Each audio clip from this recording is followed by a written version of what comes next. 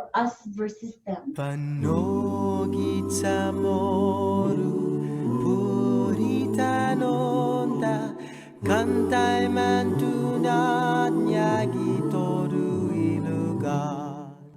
GMH Administrator Lillian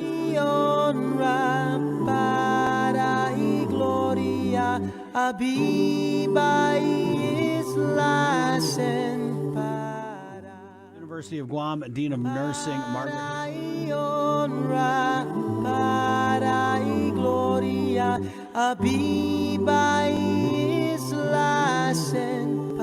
There is light at the end of the tunnel.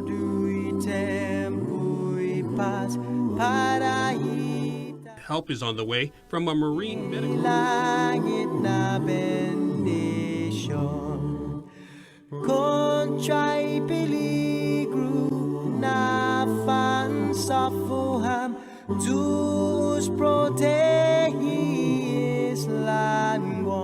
out in the public where all are more exposed. 585 have tested positive.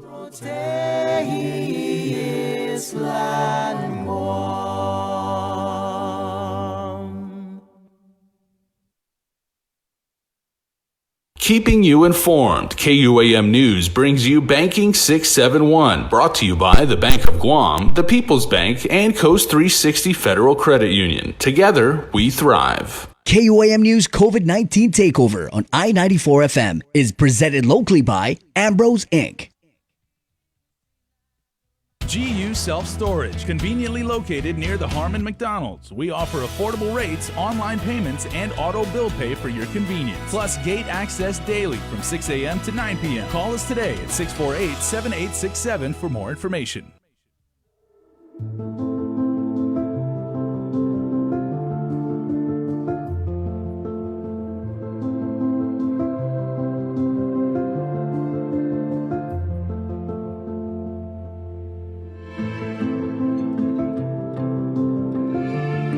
Be healthy. Be informed with ITD.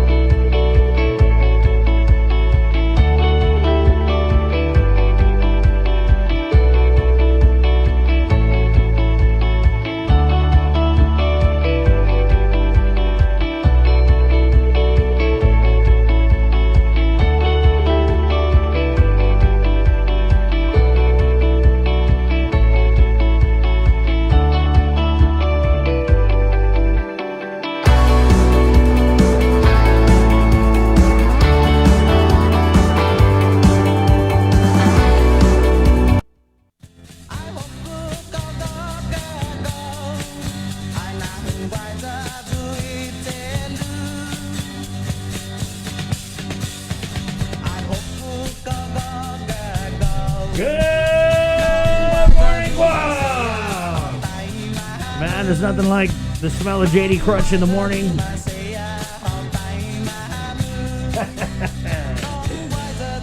right.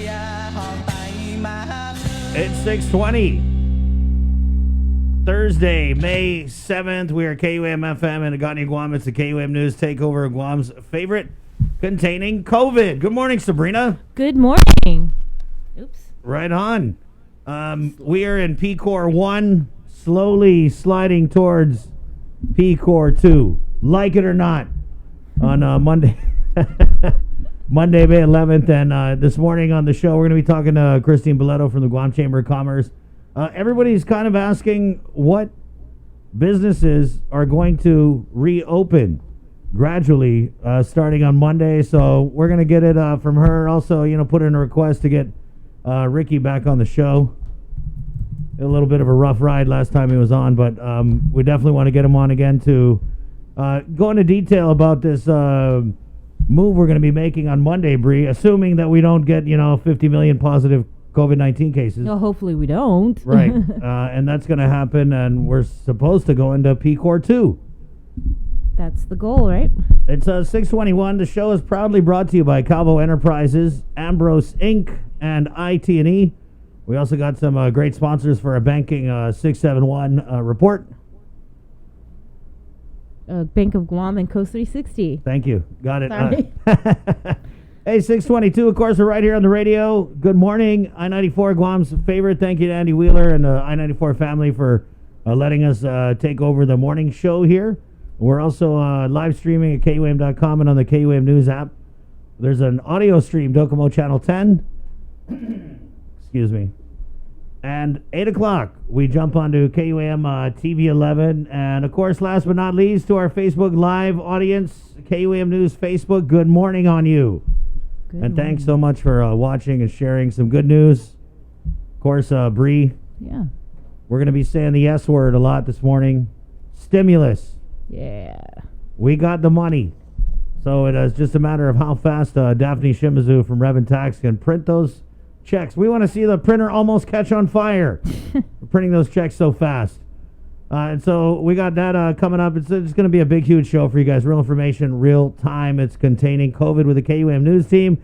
Let's do it. Our day's COVID-19 headlines from the KUAM News team. Again, good morning, Sabrina Salas-Mantanani. Alpha Day, good morning, everyone. Here's your latest from the Joint Information Center, released at 10:35 last night. Public Health tested 90 individuals for COVID-19 on Wednesday. 2 tested positive and 88 tested negative. To date, there have been 151 confirmed cases of COVID-19 on Guam, 5 deaths, and 123 released from isolation. Some cases that were previously released from isolation have returned to active isolation status after retesting positive for COVID-19 through follow-up testing. I believe the number stands at 8 as of today. The money for the federal stimulus checks has arrived. The Leon Guerrero Tenorio administration confirming it has received $107.8 million of the $134.8 million in federal funding from the Coronavirus Aid, Relief, and Economic Security, or the CARES Act. The long-awaited payments could be released by early next week. In a statement, Governor Leon Guerrero said, "Today is a good day. Our people have waited too long for this help. Now that these funds are here, we are working to get the checks to our people as early as humanly possible." Reverend Tax will be releasing more details within the week. Due to high call volumes, DRT recommends emailing any questions to GuamEIP at revtax.guam.gov. Also, just to be clear, the administration says this money is in addition to the local assistance payments announced earlier this week. And again, just a reminder that the checks will start to be cut on Friday for the governor's new Programan Salapi Adzudan Itautau. The money is from the CARES Act and is in addition to the stimulus checks, and it is not subject to local income taxation. Individuals applying for this program will be given a one-time payment of $300 per eligible person, not to exceed $1,200 per household.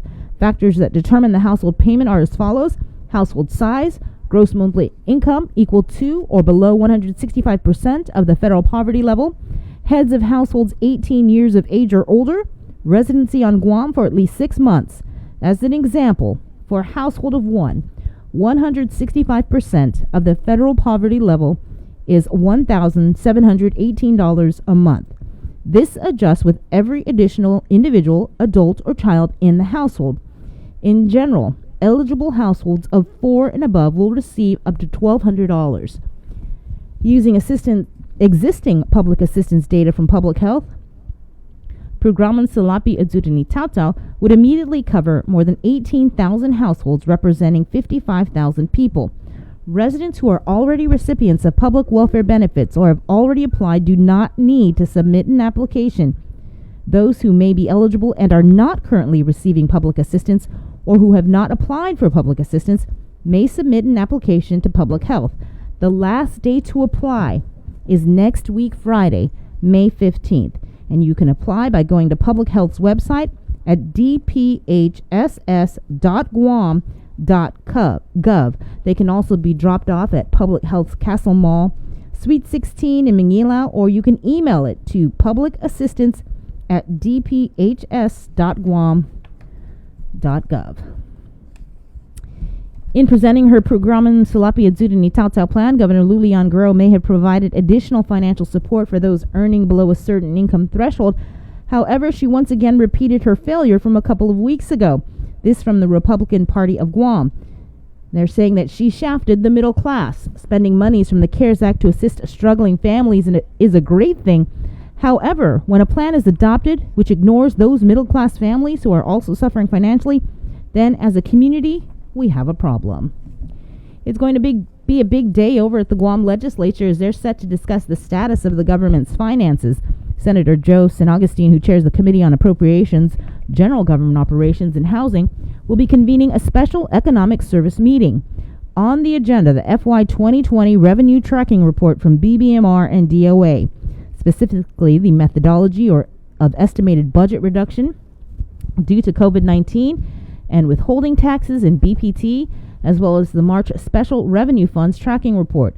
Senators will also be getting an update on how much money the governors transferred and spent on COVID-19, a status of unemployment applicants and businesses, and PUA, and the impact COVID has had on the tourism industry. The SCS meeting is scheduled for 1 o'clock in the afternoon. Senator Joe San Agustin, in the meantime, is requesting an opinion from the Attorney General on the issue of double pay that he says frontliners deserve. His request follows a letter to DOA Director Edward Byrne demanding an explanation as to why they have not been receiving their double pay. The senator, citing Section 8.406C2 of DOA's Personnel Rules and Regs, which relates to natural disasters and other emergency conditions. The section mandates that when the governor declares an emergency, employees required to remain on duty to provide essential services shall be paid double the regular rate or granted compensatory leave credits for the hours worked during the period the facility is closed and the other employees are on excused leave. Byrne telling KUAM the facilities in which the employees were carrying out the duties were not closed, neither were the employees on excused leave. The Department of Administration concluded that the rule did not apply in the circumstances that we are currently experiencing. However, agencies with frontliners such as GPD and GFD never close during emergencies. Senator San Agustin says, quote, these employees were required to report to work while others not required were placed on administrative leave with pay status. The lawmakers asked for an AG to issue an opinion saying we trust that the Attorney General will confirm that our frontline personnel are to be compensated accordingly. KUM, meanwhile, has learned that double pay has been paid to eligible employees at GWA, GPA, and UOG. There's an ongoing criminal investigation into the Marianas in relation to COVID-19 fraud. It's led by the U.S. Department of Homeland Security and the U.S. Environmental Protection Agency Criminal Investigation Division.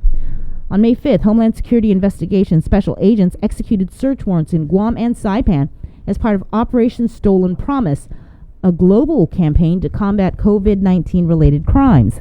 Federal agents raided the Med Farm group of companies in Dededo. HSI spokeswoman Lori Haley confirms a search warrant was executed at the medical supply company but could not provide any further details. Assisting in the investigation is ICE enforcement and removal operations, U.S. Customs and Border Protection, the FBI, the CNMI Department of Public Safety, CNMI Customs, and the Guam Customs and Quarantine Agency. And speaking of the CNMI, they confirmed its 15th case of COVID-19. The NMI Governor's Office says that a 17-year-old was identified as a result of contact tracing and the community testing initiative. The task force says that the Commonwealth Health Corporation does not consider this case to be part of a new infection chain and is not considered infectious. Of the 15 confirmed cases, 2 people have died and 12 have recovered. In national news, President Trump is pushing back on news reports that the White House coronavirus task force is winding down. He now says it will go on indefinitely, but he says it will be changing. Skylar Henry has more details from the White House.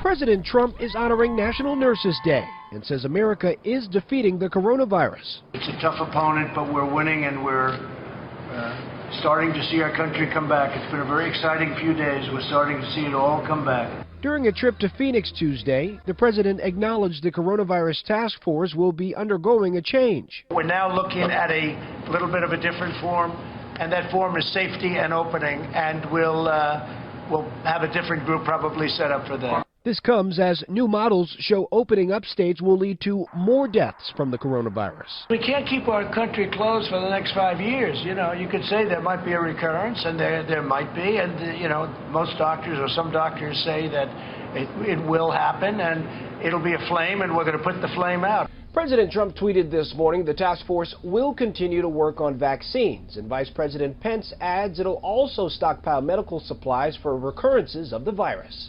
President Trump was asked about the shortage of supplies during an interview with ABC News Tuesday. Don't forget, the cupboard was bare.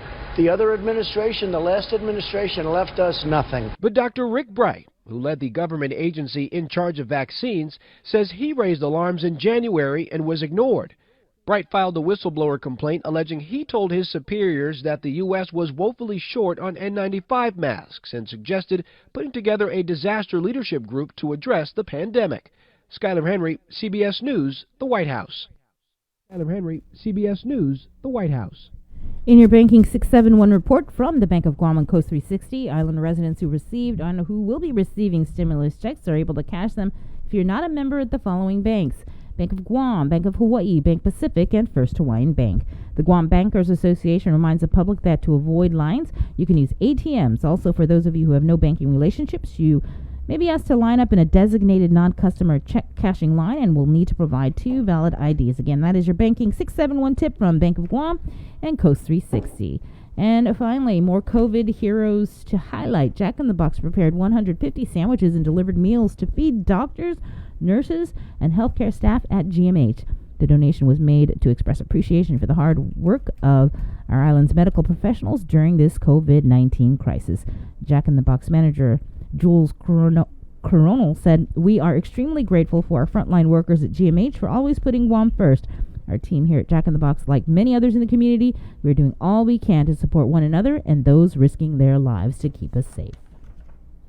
All right, thank you very much. That's a look at our COVID-19 headlines. We'll take a little break, and we're coming back with bright and sunshiny Francis from the Department of Public Health and Social Services ECHO team to talk about community outreach testing that's happening this morning at 6:33. KUAM News Takeover, Guam's favorite, containing COVID. Good morning.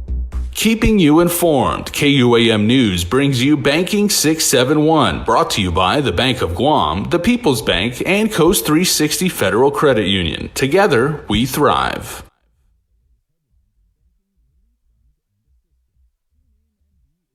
KUAM News COVID-19 Takeover on I-94 FM is presented locally by Ambrose Inc.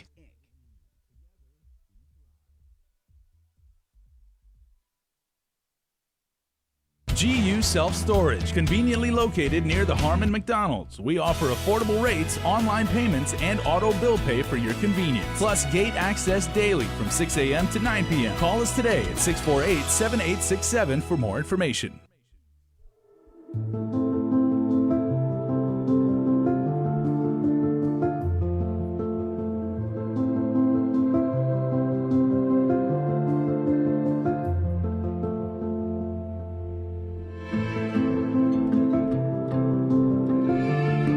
Be healthy.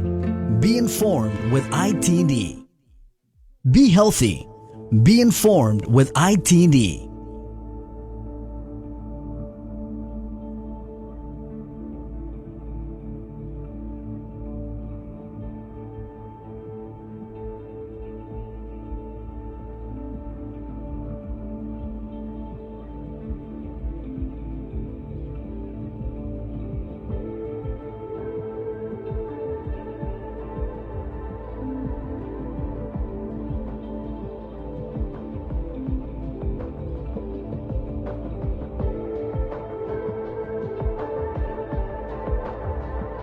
With the new challenges we're all facing, First Hawaiian Bank wants to make sure you have access to your financial world. With FHB Online and our mobile app, we hope to make banking the least of your worries. Visit fhb.com/digital. Be healthy. Be informed with ITD.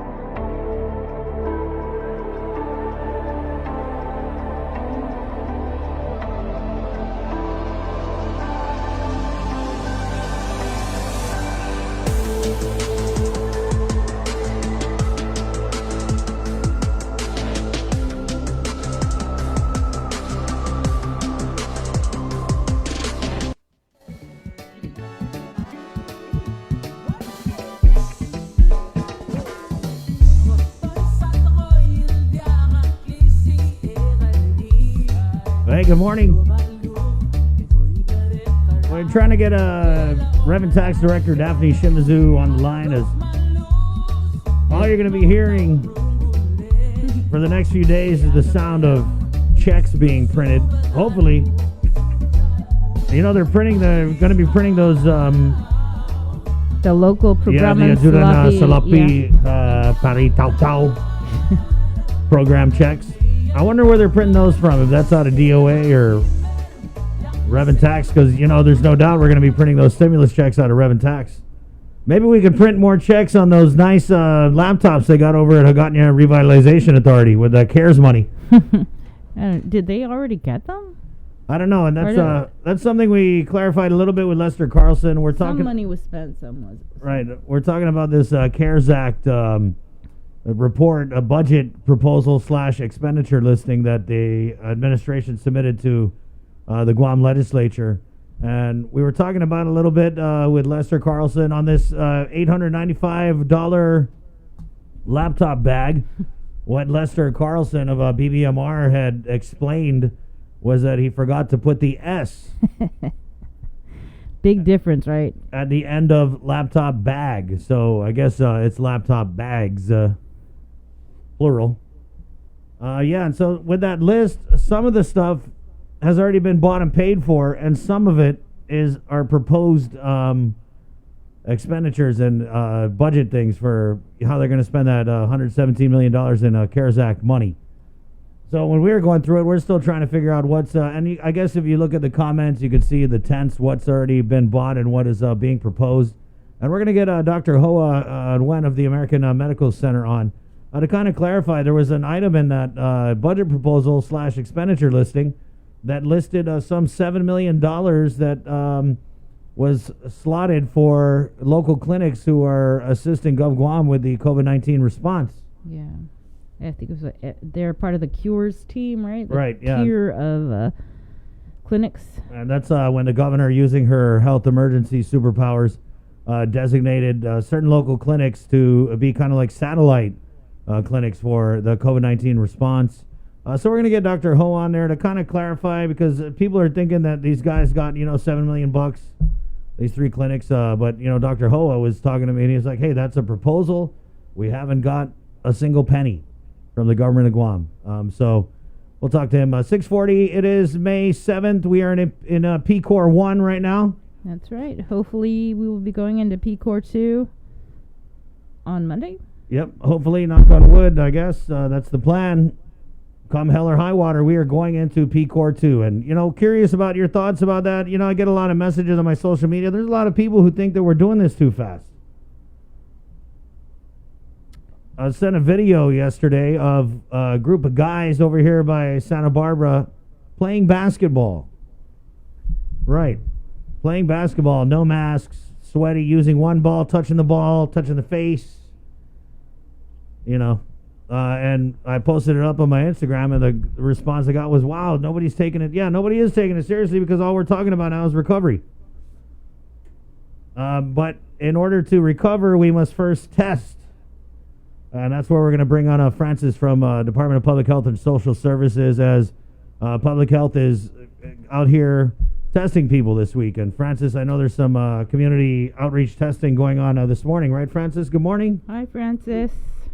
Good morning, Chris. Good morning, Sabrina. Good morning. Good morning. Can you just say good morning to our listeners, because you got a good morning. Good morning to everyone out of you listening to KUAM. Nice. So you guys are going to Marito today? Oh, yes, Sabrina. We're going to Marito to conduct the COVID-19 testing, and this testing is open to Hemlani residents. And the criteria should be is that they should have COVID-19 symptoms. Mm-hmm. And if they live with multi-generational families or household, like if they have their parents, godparents, great-grandparents with them, these are the criteria that they will be tested for COVID-19. And don't forget to bring your ID with you for identification. Francis, so the criteria is you got to have COVID-19 symptoms or live in a multi-generational home. Can you kind of run down the symptoms of COVID-19 that could get you tested today in Molesto? There's the COVID-19 symptoms, Chris, that we need to remember is that if you have cough, fever, shortness of breath, loss of smell, and loss of appetite are those symptoms that we easily remember when it comes to COVID-19 symptoms. But sometimes if you even have other, like sore throat, it's being also considered. Rest assured, we have our public health nurses who would provide the assessment if you qualify for the COVID-19 testing. What about, I didn't hear you say lost a sense of taste. Is that one of the symptoms? Well, yes, it should be one of the symptoms, Chris. Okay. That's right. Hey, and I know it says here Hemilani Apartments, Molesto, but what if people who don't live in Hemilani Apartments who kind of want to walk up and get tested are they going to be barred from testing or? Oh no, Chris. As long as the supplies last, they will be accommodated for the testing. So, at first we will have the Hemilani apartment residents, and then they will be accommodated as long as the supplies last. Mm-hmm. While supplies last, get your test, get your test. Francis, this is the latest effort. You guys have been out doing community testing all week. Can we kind of talk about where you guys have been testing people this week? Oh yes, for this week, Chris. Yeah, yesterday we're at Guma Tranquilidad, the one in Tumon. Right. And last Tuesday, I know it is St. Dominic's Senior Care Home. Mm-hmm. Wherein we have a training and testing at the same time. So this was open to all St. Dominic's Senior Care patients and the sisters who are staying there or serving the St. Dominic. And there's a drive-through at the same time, which was held at Central Public Health Center at South Savannah, Barrigada Drive. So it's a drive-through testing, which happened also May 5, Tuesday. What did you mean by to all home senior care home employees? What did you mean by training? You're training nurses, or who are you training over at St. Dominic's? Oh, what happened there, Sabrina, is that the nurses from St. Dominic's was trained to be able to do the swabbing and how to do the testing procedure, because they'll be the one to do the testing. And so that training was for them, and so that they'll be able to perform the testing for the seniors who are in that residence. How long are they going to have to conduct that testing after they receive the training, or has it already been conducted? Come again, Chris? I didn't get that. So you train them, and then they're going to test them. But there at St. Dominic's. Have they already been tested? Oh, yes. First, they will be tested first, and then the testing will be done by them afterwards. Mm-hmm. So after you guys do Mauricio today, what's next? Because we really haven't heard what the plan is in terms of expanding testing. Oh, very good question, Sabrina. As of the moment, I don't have the answer, but definitely... Good question, but no answer, Francis. Hi, Knuckle. Yes, we will provide you the answer as long as we have it, Chris. I know they are currently planning on that. There is a plan. Okay. And when will that be and where? We will provide you the information, Chris. That's good. Thank you. Francis, so I saw in your the JIC release from last night that there was testing done in a Government of Guam quarantine facility. Which one was that, Francis? Which one, Chris? I'm sorry. In our JIC release, it says that there were people tested at a quarantine facility. Oh, quarantine facility. Oh, I may not have the answer for you today, Chris. But also with that, I'll get back with you. Right. Do you know how many quarantine facilities are left? Wow, Sabrina. Even with that question, Sabrina, that's 3 strikes, Francis.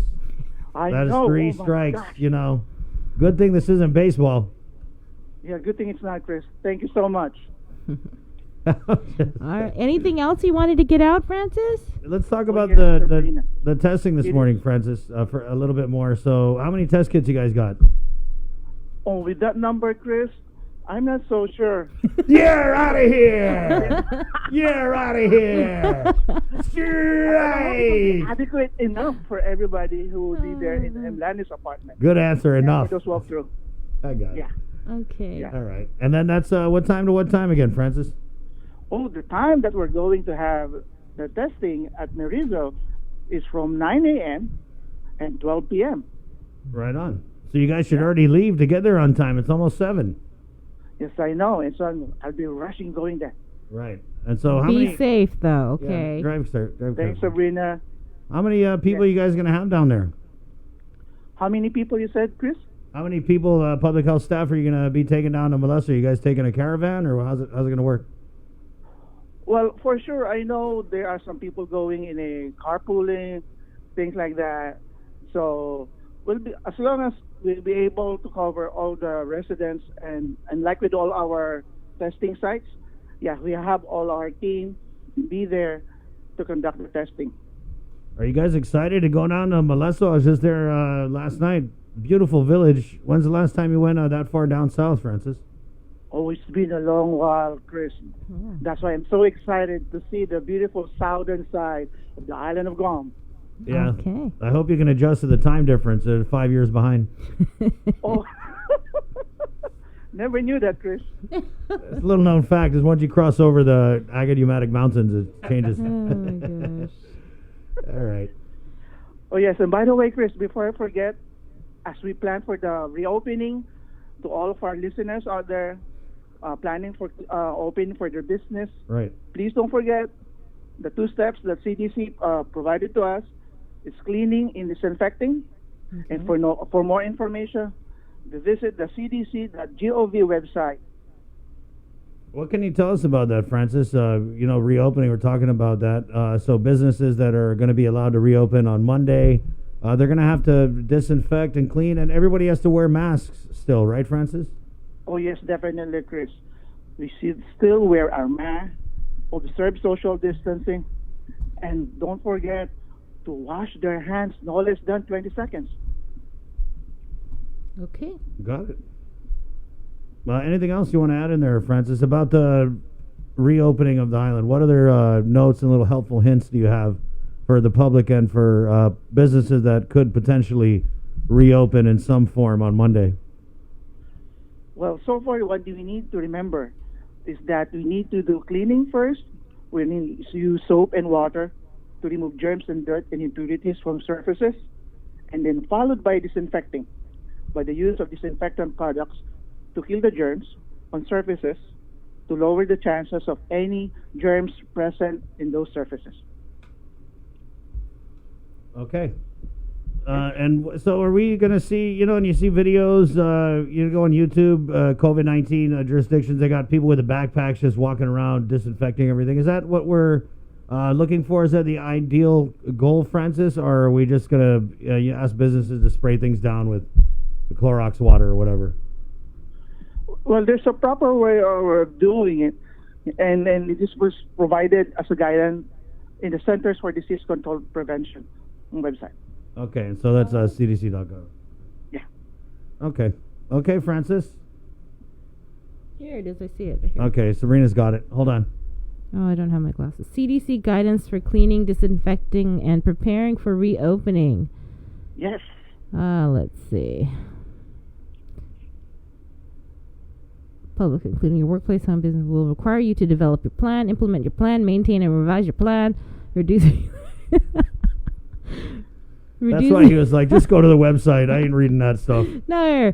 CDC has a 2-step cleaning process that includes cleaning. Use soap and water to remove germs, dirt, and impurities from surfaces. It lowers the risk of spreading COVID-19 infection. Disinfect. Use disinfectant products to kill germs or surfaces.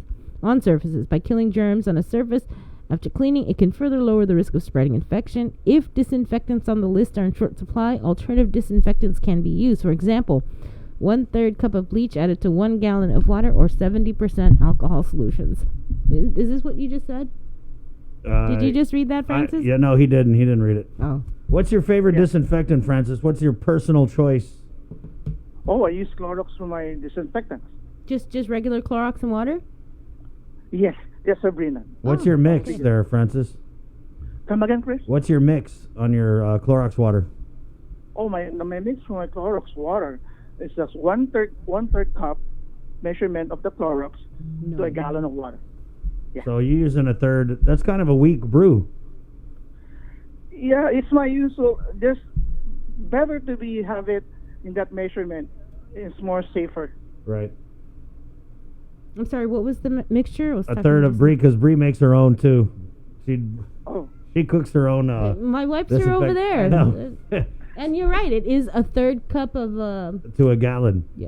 Oh no, that's not a gallon for sure. That's, yeah. Is are my wipes over there? They finished your wipes, Brie. Oh, okay. I'll make some more. I think it was a half cup or a fourth of a cup or so. Or no, 2 tablespoons to a cup of water. Right. I think that's what it was. Does that sound like it's regulation, Francis, or are we going to get in trouble here? Which one, Chris? 2 tablespoons per cup of water. 2 tablespoons of Clorox per 1 cup. For 1 cup of what? Well, that one seems to be so strong. Oh. Yeah. That the extra the extra tablespoon is for good luck. Oh. I always do that. Just like when I make the coffee. She's like, you know what? Let's put a little more in there. Just in case there's one COVID-19 germ that just refuses to die. Oh my God. All right. That's good. Okay. That's good, right? Yeah. You wonder why this place smells like Clorox? Well, there you go. That's why. I used to love the smell of coffee in the morning, but now I just get the smell of Clorox. Like my grandma used to say, Clorox. All right, Francis, I think we're going to get a ticket. There's just too much laughter going on here. It's supposed to be a serious radio talk show. Thank you. All right, thanks, Francis. Drive safely down to Mauricio and enjoy the ride. And enjoy the view, okay? Yeah. Thanks, Sabrina. Okay, take care. Thanks, Chris. Thank you, Francis. Thank you. Goodbye. Okay, wash your hands. Definitely, Chris. Okay, there you go. That's our buddy Francis. Guys like Francis, you are a COVID hero, Francis. You know what I mean? Awesome. So chipper, so gung-ho, just smiling. Mm-hmm. You can just hear it. He loves his job. Yeah. Doing good things. I wonder which of the COVID differential pay he's getting. I mean, he's going out there testing people, so he's probably getting the up there with Alice and Becky. Right up there with the firefighters and the police officers. And the political hires. The directors. So I have a feeling we're going to be talking about this double pay here this morning. And, good news. We're getting the stimulus money is here. It kind of happened so fast. We had the plan approved. And then I think it was a day after we had got was it 107 million, Bree?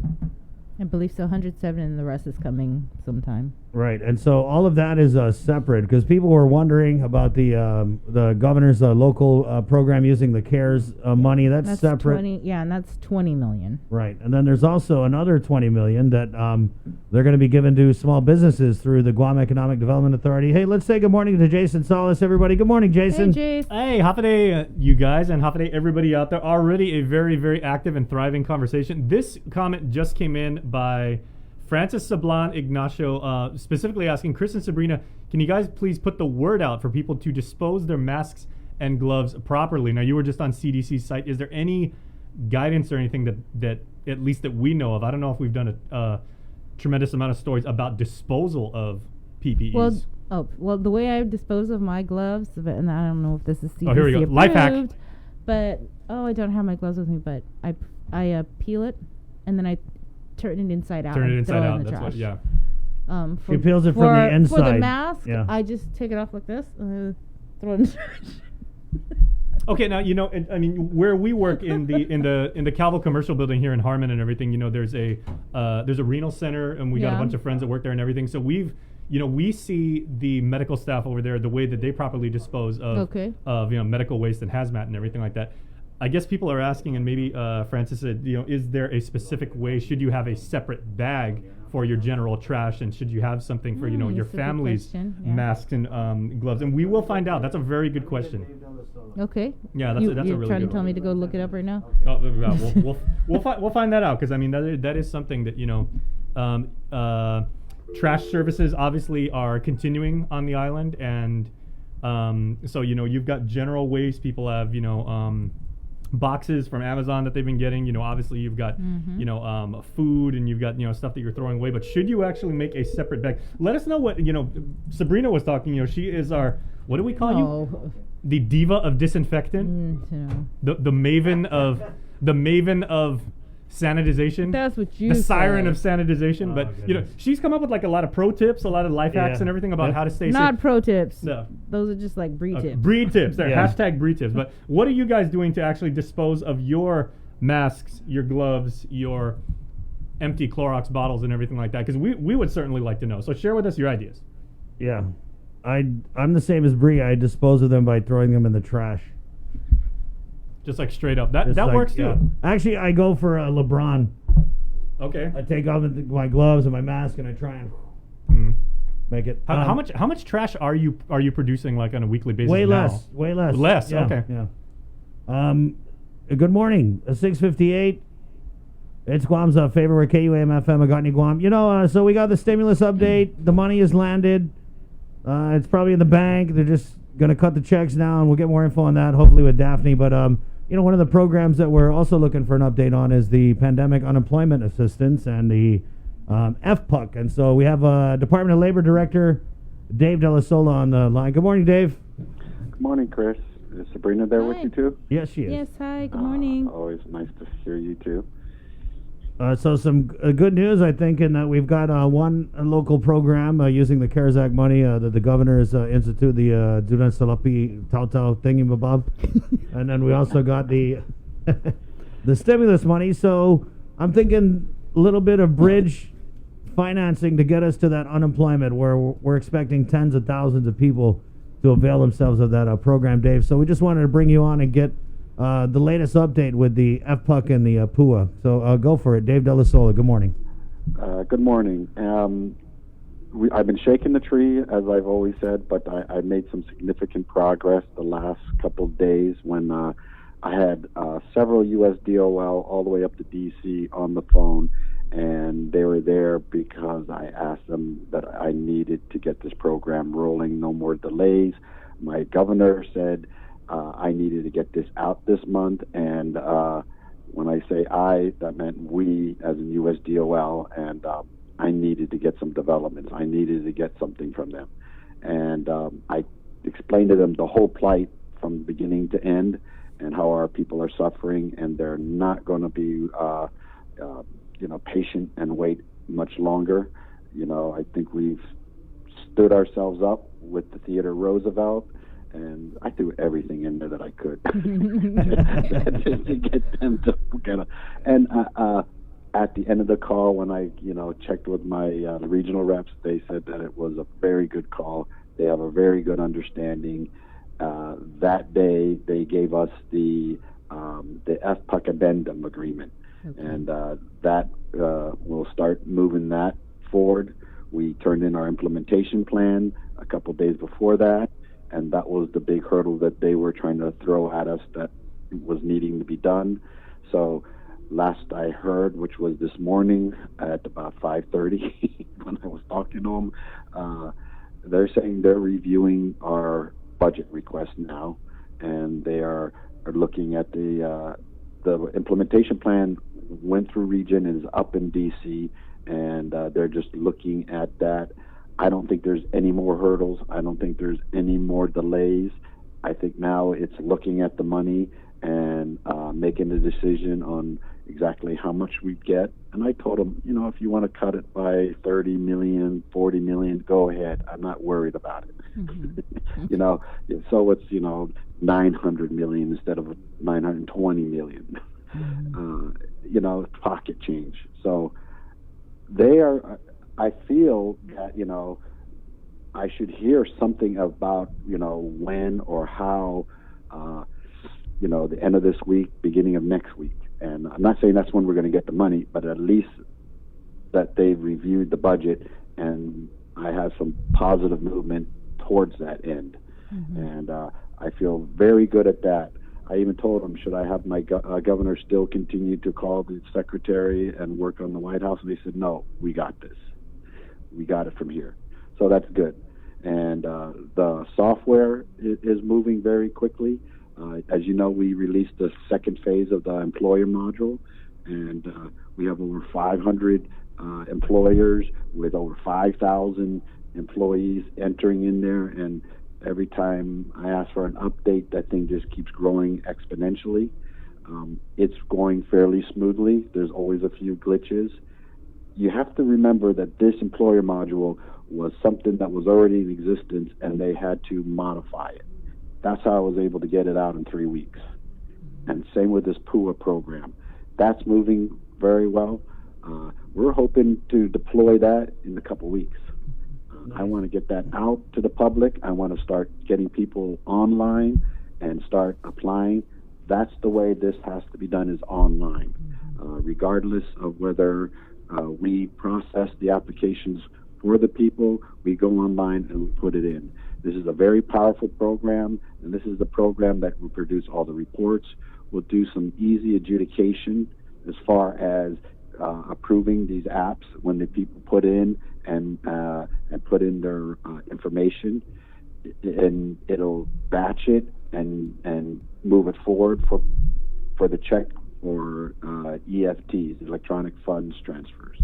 So this program is where I'm really concentrating now and getting the final touches. And then once that touches are all put in, we're going to hit the training for, I've detailed, the governor wrote letters out to each agency explaining who I wanted, and they're coming to me, and we're training them and with the understanding of PUA and the program. And then when the online is released, they're going to get trained on that, and then we're going to put them out.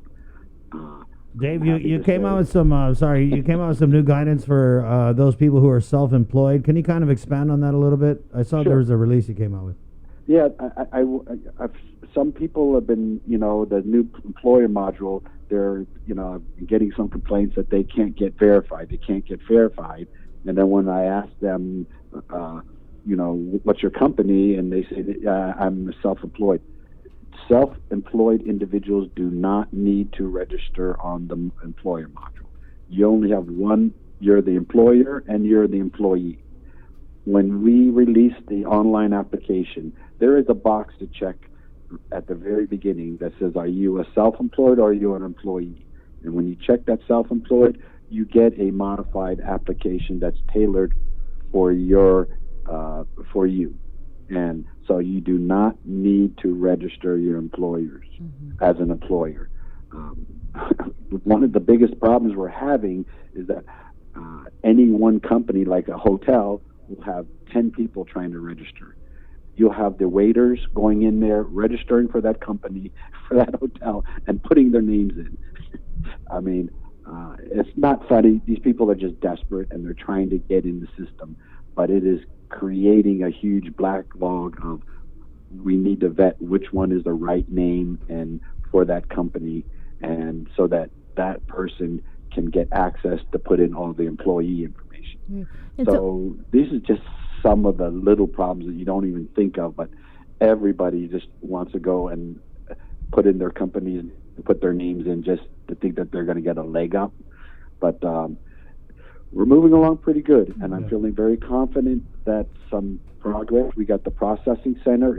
It's coming along, and we're going to do a walkthrough at probably the end of the week, beginning of next week, and that will be up and ready to rock and roll soon.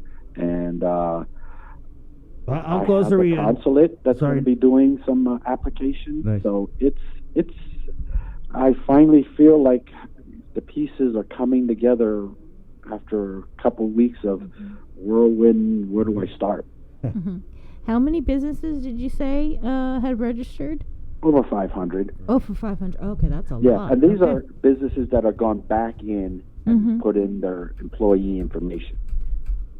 And so that's, as soon as we went live on Monday, it was just being slammed. And, and we're dealing with the questions. Everything had to be ramped up from the responsing to the 311 calls, because a lot of employers, want to know what this term means, what that term means, how do you do this, and we're just trying to get a handle on it, put together some Q&As, and post it up on the website, and we'll distribute it out to you guys. I'm handling about 4 FOIAs, all come in, so that's kind of made me step back and slow down and make sure that I address all those FOIAs. And I also, everything that we're FOIAing out, we want to put either online, or we were going to put it online, but now we're forwarding it to the AGs because we want to give everybody the information, not just one person. I have no problems giving you anything that you want that has to do with PUA. You know, if you read in the paper, in the PDN, you know, there was a beautiful article about Catalina saying that they needed more updates with DOL, and right next to her article was a big article by us updating you. Are you going to be at the SCS, or not be there, but are you participating in the SCS meeting today? SCS meeting today? Special Economic Service meeting with Senator Joseph Augustine? I think there was Gary Hiles is on that. Okay.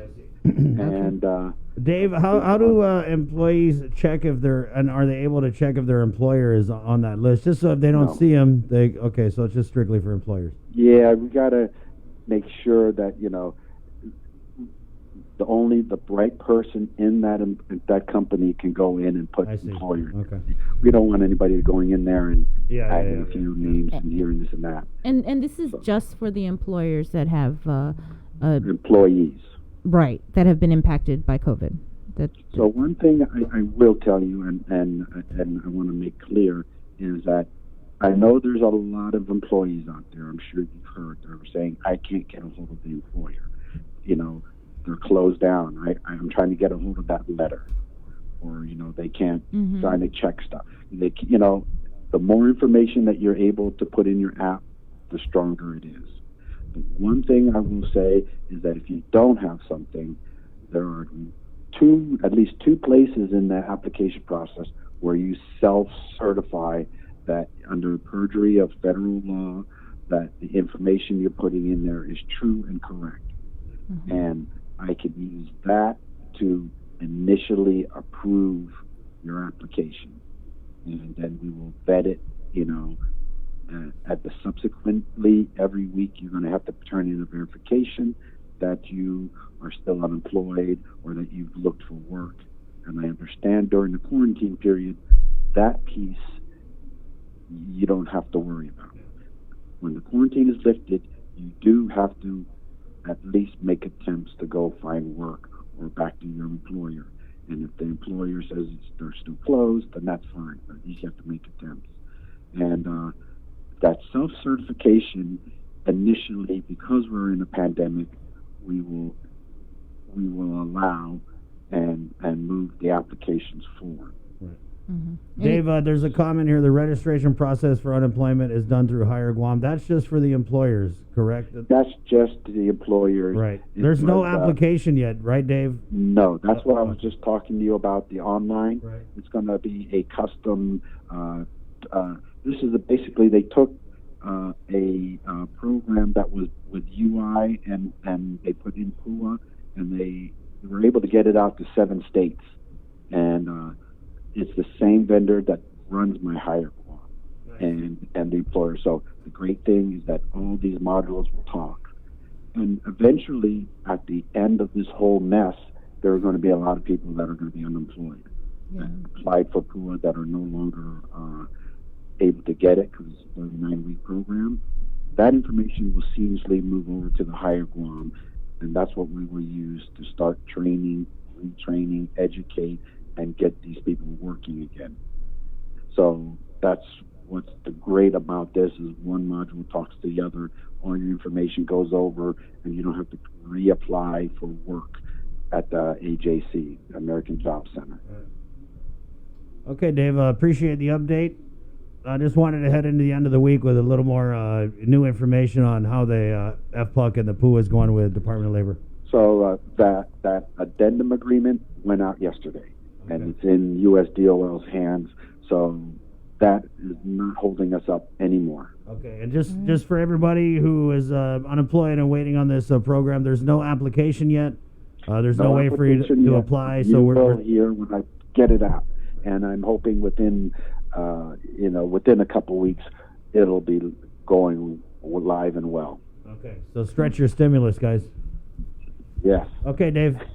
All right, take care, Thank Dave. you. Wash your hands. Thank you, Sabrina. Okay. All right. I appreciate you guys. Okay, thank you, Dave. Appreciate you Take too. care, bye. All right. 712. 500 businesses, that's a lot. That it is, and it's more. I'm pretty sure there's more. And if you haven't registered yet, go to hireguam.com. It starts with the businesses first. You need to register, list all of your employees, so that when the application process is ready to begin, these employees can go in and the verifications are there. Okay, so I just want to jump in again. Comments right now, they've been talking a lot about what we have been talking. People really appreciate Dave Della Sola, our good friend, coming on. They were saying, people asking for links, so I've been throwing in, I know Chris, in between interviews, he's been throwing in really helpful information. So if you guys want to see the links, they're active links, just go in the comment stream right now. And I wanted to bring up something from yesterday because Nestor has his new streaming show every Wednesday, Info Zoom. Fantastic episode yesterday if you want to see how businesses are reopening, because again, there is, and Chris has referenced that already, there is this big concern from the general community of, are we really ready to open, and whether we are not, even should we? And but somebody brought up yesterday, because one of our guests was Suzanne Perez, former KUM reporter, and now she's the general manager, I believe, of the of Guam Premier Outlets in Tamuning, and they were saying, how are you guys going to actually regulate that many people in GM? And Suzanne actually made a reply, and she goes, at least at the initial open, GPO will limit the number of people at any given time. 775 people for the main mall and 200 people for the food court. That may sound like a lot, but remember, GPO, that's a lot of square footage.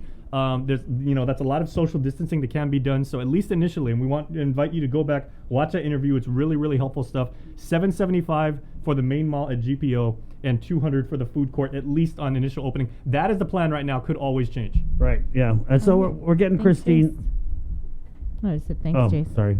Christine Boleto to call in. And I mean, there was something that she had said to me last week when I called her to ask about these reopenings with the malls. Are they going to allow loitering with the food courts? I know it's, well, she had said that it would be takeout. So we're going to try and get that info. Hey, it's 7:15. I got to take a break. The show containing COVID. It's a KUM News Takeover. Guam's favorite is proudly brought to you by Calvo Enterprises, IT&E, and Ambrose Inc., as well as Coast 360 and Bank of Guam. All right, it's 7:15. We'll do news now and come back with Dr. Hoa. When we got Dr. Tom Shea. We're going to speak to the GFT's Robert Koss.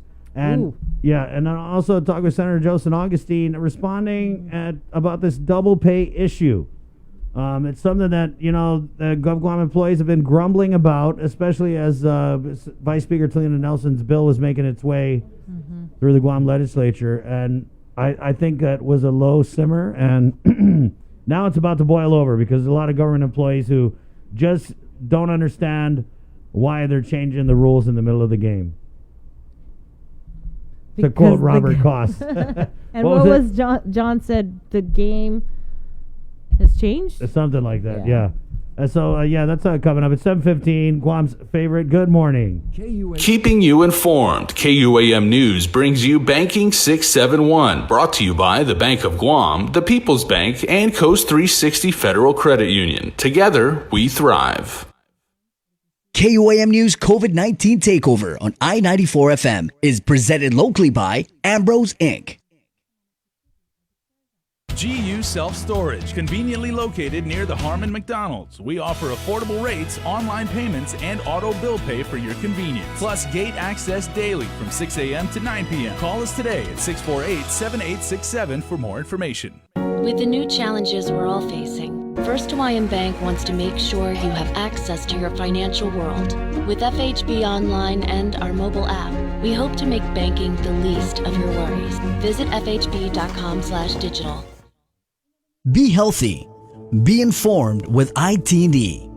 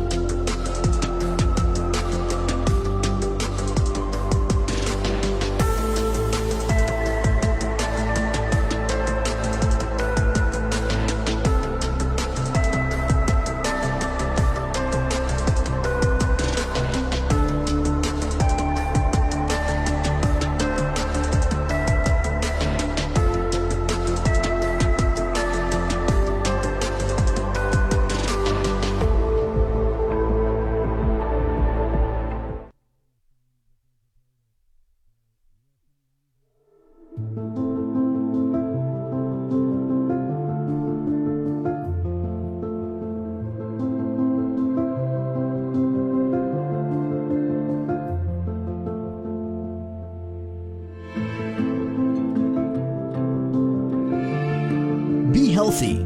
Be informed with ITD.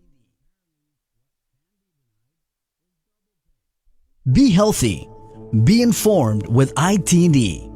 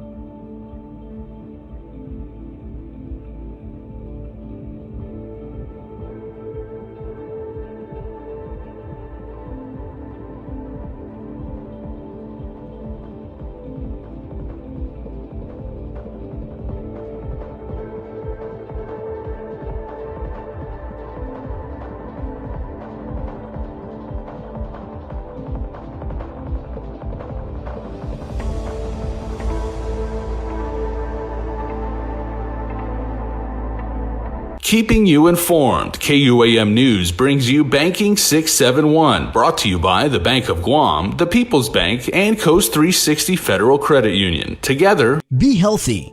Be informed with ITD.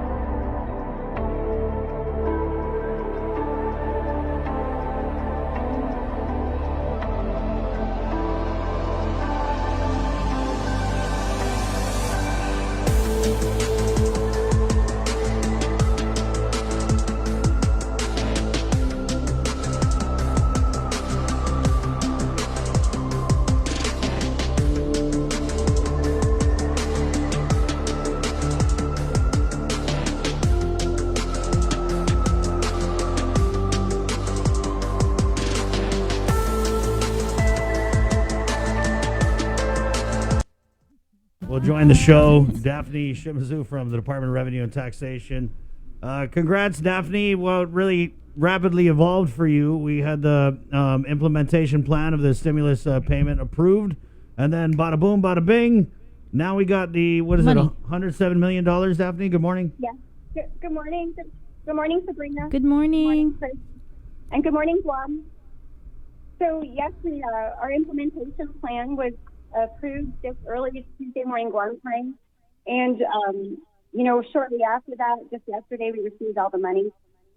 Well, we received $107,800,000 of the $134.8 million that we were approved for. And so that's very exciting. Are you there? Okay. Yeah, Hello? that's an understatement. So, of course, people's first question, Daphne, is how soon? Oh, sorry. No, excuse me, and I'm like echoing back to myself, so I'm having a little bit of a hard time. But in any so with regards to the payments, what's going to be happening is, we're targeting to start printing checks early next week. We're, of course, in the process of what we have to do is we have to coordinate with the IRS and the Treasury each time we make payments. We're coordinating with them because we need to make sure that we don't make duplicate payments. So over the next few days, we're going to be working on some level of reconciliation. And after we're done with that reconciliation for this week, we're going to go ahead and print some checks. And so we're excited to get those monies out to our people. I know our people have been waiting for this, and we're very excited to get to them. Okay, is this any of this like direct deposit, or it has to be printed out, or? Well, for right now, we're making payments through via check, and so all of the payments will be made by check. That's just easier, right? They just print them out. Mm-hmm. No, you're right. Well, I mean, it's also difficult at this time, most especially if we're trying to get these payments out, to try to get direct deposit information from people. I see. And especially since we want to get them out as soon as possible. Daphne, how many people do you anticipate will receive a stimulus check based on the $107 million that you guys have? When we had done our estimate early on, when we were at the beginning of the process with communicating with IRS, and we came up with the $134.8 million. We were saying that could be upwards of 60 to 70,000 people. And again, taxpayers, not people. Right. So, I mean, in terms of number of people, there are, again, if you have to think about it. And I'm sorry, I'm echoing back to myself, so I'm having a very hard time. We can hear you. You sound absolutely fine here on the radio. Okay. That's better. Sorry. So it's hard when I'm echoing back to myself. Right. But in any event, so what's happening now is, so with regards to the number of payments, we're estimating upwards of 60 to 70,000 payments.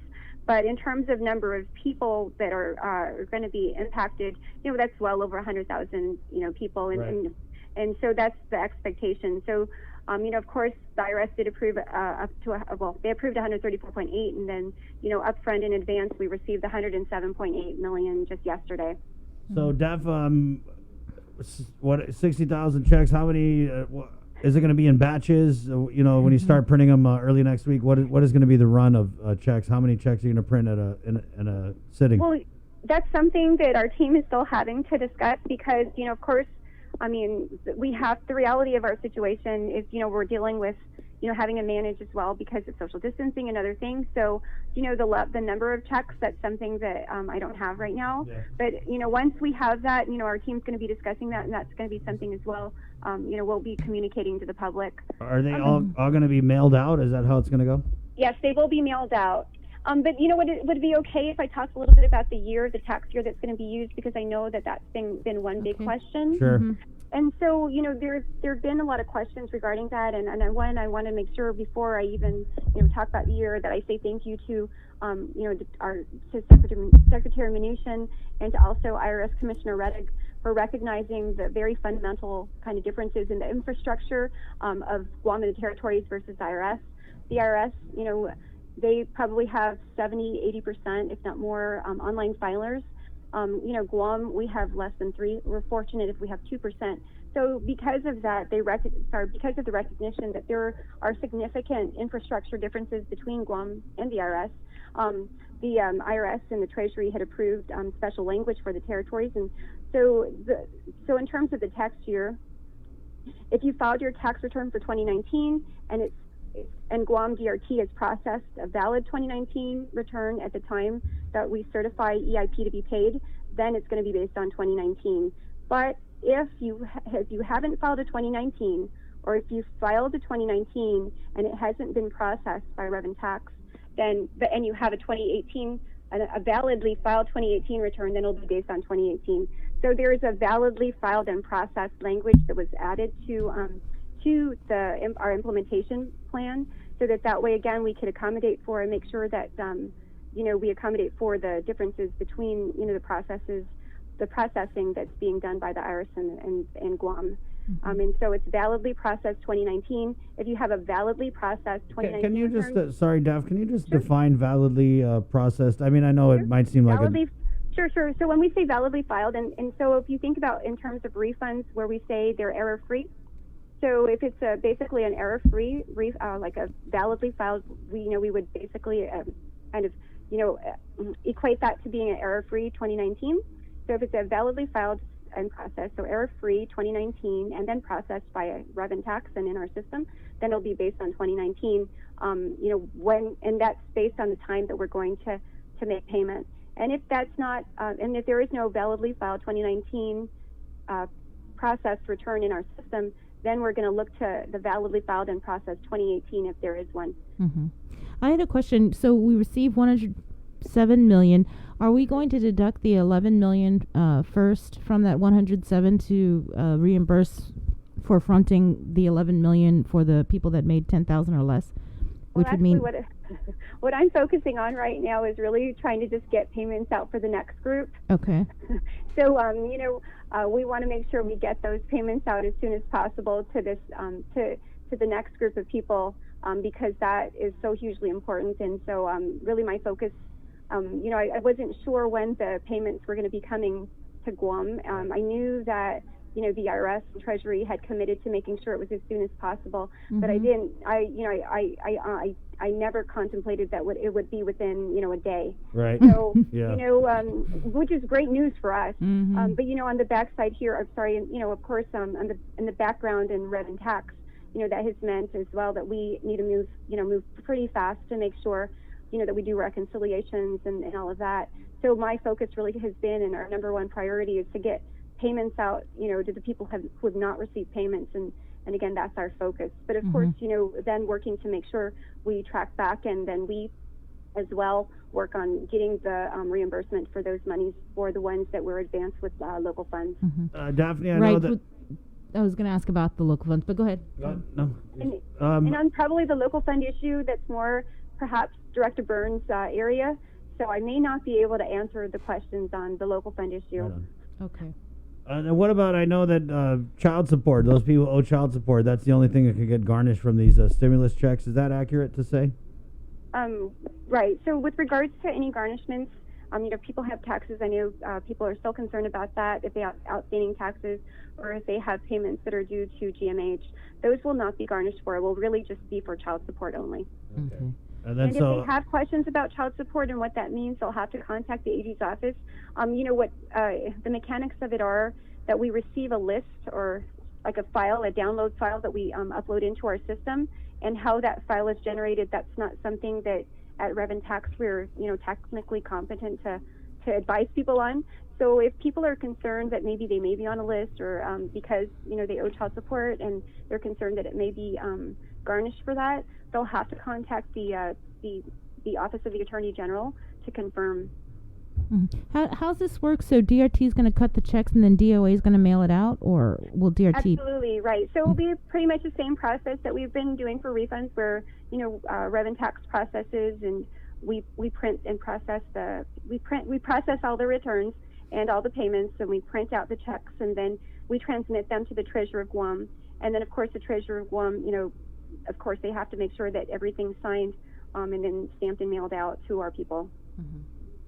And so for the local Programmen Lapia Dudeni Tatao. How does that work? You know what, and that's something that I'm not. I only understand in a general sense. But Okay, so you're not printing the checks there at Revenue Tax. No. Okay. That's all DOA. Yeah, We just want to make sure your printer's okay. Do you have enough printers, Daphne? Because there's some CARES Act money that came in. We could, maybe we need to buy a lot of printers. And so we're, again, that's why we're really, we hope to print the checks out soon. We want to, of course, accommodate for any, other issues that may happen with regards to, system issues and other things that we're targeting next week. And, our team, the great thing is all along our team has been working with our internal and external vendors. Our Office of Technology team has been so receptive to making sure that they, keep in contact with us, that they monitor things. There's so much coordination into doing a program like this, especially, I know it's been a little bit more than a month since the CARES Act was passed, but the reality is that even this amount of time is really a short period of time to turn around a program of this magnitude. There's a lot of coordination that's been involved. So, our Office of Technology, who assists us with our printers and with making sure we print checks and things, they have been with us all along, and they've been monitoring, and so I'm confident in them and their abilities. So, we're excited again, like I said, to get these payments out. Mm-hmm. We have a question here. People receiving SS already have direct deposit. Are they going to take that route? So people who receive, with regards to the issue of Social Security recipients and veterans disability recipients, that was something that, we had been going back and forth with the IRS and with regards to, and so we really, it was just over the weekend that, we really began to get some certainty as to whether or not Guam or the Treasury would be the ones making payments. So for the individuals receiving veterans disability and Social Security, those payments were going to be made out of Guam. Now, if people have filed, there are some Social Security and veterans disability recipients that file actual tax returns. And if you filed your, 2019 or 2018 tax return, then, you will not have to be concerned about doing anything else because, you're going to be in the Guam DRT system. If you don't normally file, you're going to have to determine whether you need to file, and if you do need to file, you'll file a 1040. If you fall below the threshold and meet all the requirements of our non-filer form, then you'll file that non-filer form. And, if you don't mind, I just wanted to share as well with regards to the non-filer form. You can not only find it online, right. At the PDF online, but it's also on our website too, Daphne. Yes, and thank you so You're much, welcome. KUAM, for doing that. I appreciate you guys so much. I'll tell you, I know a lot of people are logging on to your website and getting them, so I appreciate that. But I also have engaged our mayors, and I want to thank our mayors and the Mayor's Council of Guam Executive Director, Mr. Angel Sablan. I spoke with him yesterday. So, our mayors have also been so gracious, and they want to help our people. They actually have forms available at their offices. I know definitely the Dededo Mayor's office does have one because I was advised earlier that somebody got a form from that office. So, thank you to Mayor Melissa Tavares and actually to all the mayors for their, continued contribution in trying to make sure that our people are able to get the forms, because we know that right now it's a very difficult time to get paper and to get, to print things out. Mm-hmm. So, thank you to our mayors for being so gracious and making sure that that's available. Over the next few weeks, though, we will be launching an online form. So, for those people who are not able to file now for whatever reason, within the next few weeks, we're targeting to have our non-filer form available online so that you can register, get online, and actually file online. And so those are things we've been working on, and we've been working up to, and as soon as that gets launched, we'll let you know as well. Okay. Anything else? Well, I just want to say thank you again to the media, to you, Sabrina and Chris, and to everybody, just, for working to get good information out. I want to thank our people for being patient. I want to share that, if there are any questions or concerns, to please contact Reverend Tax. We have set up a call center. We have our, Guam EIP at revtax.guam.gov email address. And also, I as well want to share, there's a lot of misinformation. There's a lot of different podcasts. I mean, I get these different little, I'm sorry, I don't know, they're WhatsApp messages that people send me, and they ask if this is true. And a lot of times they're not. So, the agency that's responsible for administering and providing the guidance on it is really Guam DRT. So if you have any questions at all, please call us. Like I mentioned, our customer service, our income tax supervisor who takes care of customer service, she was actually like answering emails at 8 o'clock last night.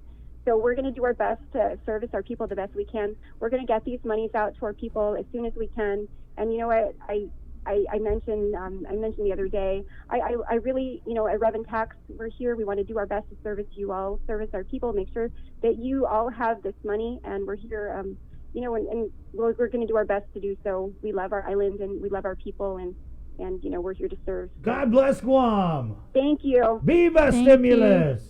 Viva DRT, Viva Guam, and thank you so much, everyone. All right, Okay, thanks, thank you, Daphne. Have a great day. You That's, too. Wash your hands. All right. I know there's still a lot of questions that you may have. So, again, the call center numbers are 635-1840, 635-1841 or 42 or 57. You can also call 635-7603, 04 and 06. And they are recommending, because there's a lot of people who are calling, email Guam EIP at revtax.guam.gov. And also, call over there to 311 because they're lonely. Maybe they have that info too if you can't get through to any of these other ones here. 740. Let's get Dr. Hoa from the Governor's Physicians Advisory Group onto the show. Good morning, Doctor. Good morning, guys. Good morning. I guess could we just first start with, I know there was a Physicians Advisory Group meeting the other night. What can you tell us about what occurred and what was discussed in that meeting, Doc? We our public health is doing a wonderful job on the mass testing in a different part of the island. And we do find some positive finding there, and they do the contact tracing and try to isolate those people. So they do a wonderful job, but as we open to the PCOR 2, and then, like this weekend on Monday, once we do that, we have to kind of conserve all the testing kit in order to make sure that if we have a upswing of the illness, that we have the ability to meet the PCOR 2 criteria, as one of them is testing. So they're going to scale down a little bit to conserve their supply. How many test kits do we have, Doc? We have right now from Chris 1,000 test kits. Both DLS can run about 120 something a day. GRMC, their machine is up, and they are running right now. I think that's the reason why that they will take private referral patients to go to the drive-thru over there, because they want to maximize their batch when they run each batch. So they will try to keep the machine to be running. Public health had also their machine to be running. It's a little low on the reagent, but they're going to try to conserve that until the supply come back in. But if we need to run to meet the criteria for PCOR 2, yes, we can do that. But aren't we receiving tests from FEMA? Because I could have sworn we had Frank Mansell, and he was saying that they were committed to giving at least 1,200 every 2 weeks to Guam. We do. You have to remember, a test kit, is coming. But remember, there's other stuff to run, like the reagent, the other thing that need to, pipe this thing into the kit to run to the machine. So there's a lot more, supply besides the test kit that they give. So we're not stockpiling them, or? No, we can order the reagent. Reagent are somewhat short anywhere else too. So we try to conserve and order as much as we can. Okay, but at certain times you have to plan ahead of time to see. Yeah. Like I said, we're going to open next week when the malls open. People start to wander out a lot more. We're going to keep a very close eye on to see how things go in the next few weeks. So this is a way that we have to plan ahead of time. Doc, and I just want to kind of, let's just get right into this whole thing with this CARES Act budget proposal that came out. There was an item in that budget proposal that listed $7 million for payment to 3 clinics. So I think it was SDA, FHP, and American Medical Center. And so there have been people talking, including Dr. Tom Shea, talking about this $7 million. And I think he had said something on his Facebook about, they just want us to keep extending this emergency because they're making all this money off it. And I want to go back to, we had interviewed you when the governor had released her plan to, I guess, empower and enlist the aid of these different satellite clinics as, what is it, the Tears plan, the Cures plan or whatever. So a lot of people are going around thinking that you got $7 million. Can we just kind of clarify that, Doc? Chris Capino, I wish it's true, but it's not. People have to stop assuming and think when they don't know enough detail. Just like anything in the government, it's a budget. A budget is something that's put out there. Okay, so that way that to pay to tier 2 and to tier 1. It's not just tier 2. I think it's a poor wording when they put the 3 clinic names out there. Okay, and detail had to go over by the AG office for approval. Right. The contract. Yes, you have to be reviewed by the AG. You have to make sure you meet whatever FEMA guidelines that you need to be out there in order to get reimbursed. And if you don't get the $7 million, this thing projects to go out for several months. And the governor can have the right to say, we don't need any more. Boom, it stops. And all that money is going to go back to wherever she feel like they need to be, to the hospital, to the public, anywhere else. So that money is a budget in order for any tier 2 nor tier 1 clinic that would like to open their door up and see the COVID patient. It starts on day 1, like the first day that the pandemic occurred, is that, they're going to look at whose clinic is open for COVID-19 patients. That's the area where people will get scared and everyone shut the door. Only a very few clinics that stood up and say, we open to make sure we take care of the patient. So we're going to go back and look to see which clinic, tier 2 and tier 1. Tier 1 means the smaller clinic, guys, okay, that are open their door during that time and help the patient that the public that's so scared and come up to your clinic. If you have your door open and you see all those patients, take on the risk, those are clinics that will go get compensated somewhat. And it's not that $7 million that compensate those. Those details are coming up as people will lose their job. Okay, in the next few weeks, you have 38,000 people in the job already. They will lose their insurance and they have nowhere to go. Okay, so those 3, the tier 2 clinics, we arrange our schedule to open 7 days a week. Okay, and then also some of the tier 1 clinics that would like to participate program, they will go through the same thing. Again, everything you present your plan to the AG office and to Adeloop so they can review, make sure that you are meeting the requirement before you can go forward. And every month they will pay you a certain amount that at this point none of the clinics know what the amount is. Okay, so that is a lot of detail to be passing on. So when people see that, you cannot assume, they just do that to make money. There's no money worth my life and my staff's life. When you sit in front of a patient 5-6 feet away from you and you find out the next day that patient passed away. They're scared. SDA had to send some of the provider home because they were exposed. AMC, we send our provider home because they get exposed. It's not easy. It's easy to say, there's money there, grab it. But when you're faced with a risk of contract a virus, expose that to your family, it's not easy to deal with. So I think it's an insult when someone questions those integrity of the people that put up at the front line to fight this virus. And again, that $7 million, Chris, as you know, and Sabrina, that's a budget. Doesn't mean you're going to get it. Right, yeah. Doc, so you have to work for it. We talked to you when you guys were announced as a tier clinic. And so what is the arrangement that you're going to have? Because you had told us back then that it was going to be strictly on reimbursement. So whatever you guys spend while you're being designated as a tier 1 or tier 2 clinic or whatever, then you just send GovGuam the bill for that and you get reimbursed. Is that the nature of your agreement with the government of Guam?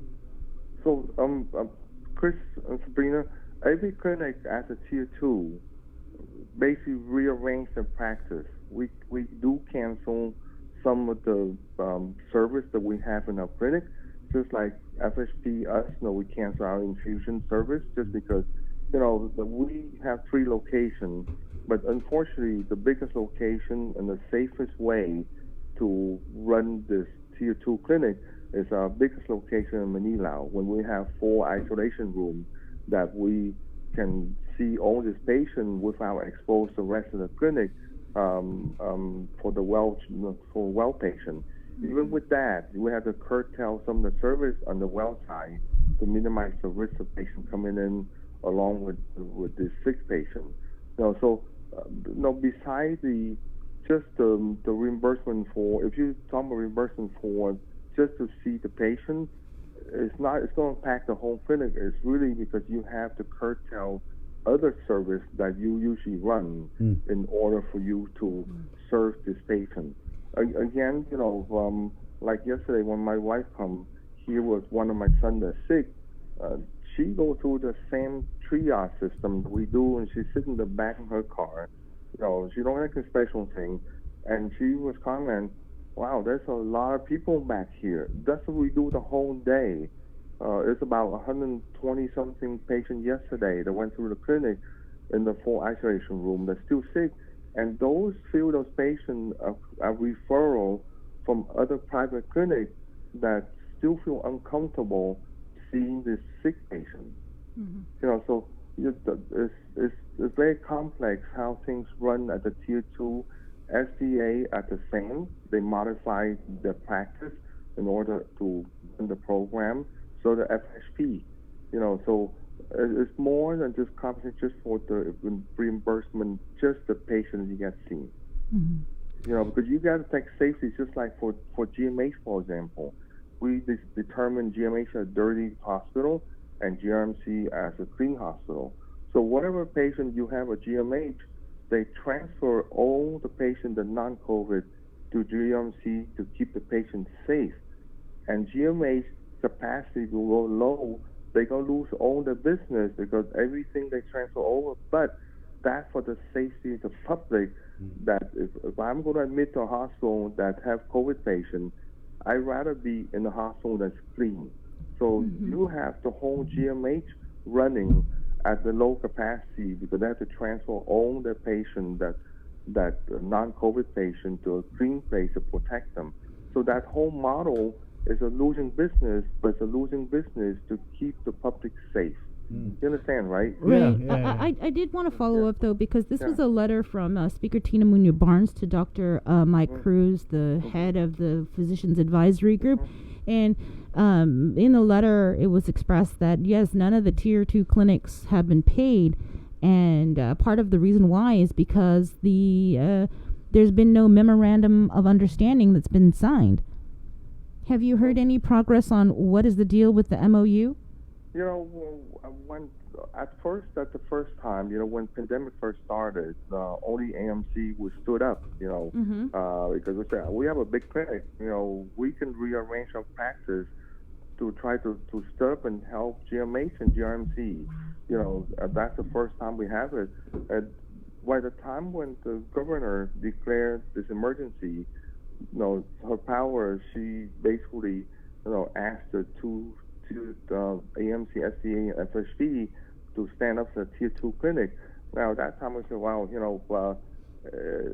going to last a long time. If we continue to do what we do right now, I don't have enough deep pockets to keep my clinic open to see this patient. So, we try to work with the government for quite a while, and I think that Tina Munoz, she came here for care, and with the that case where she got exposed, she said, well, you guys Yeah. what you guys doing? You kind of, your practice will be very busy. What happened here?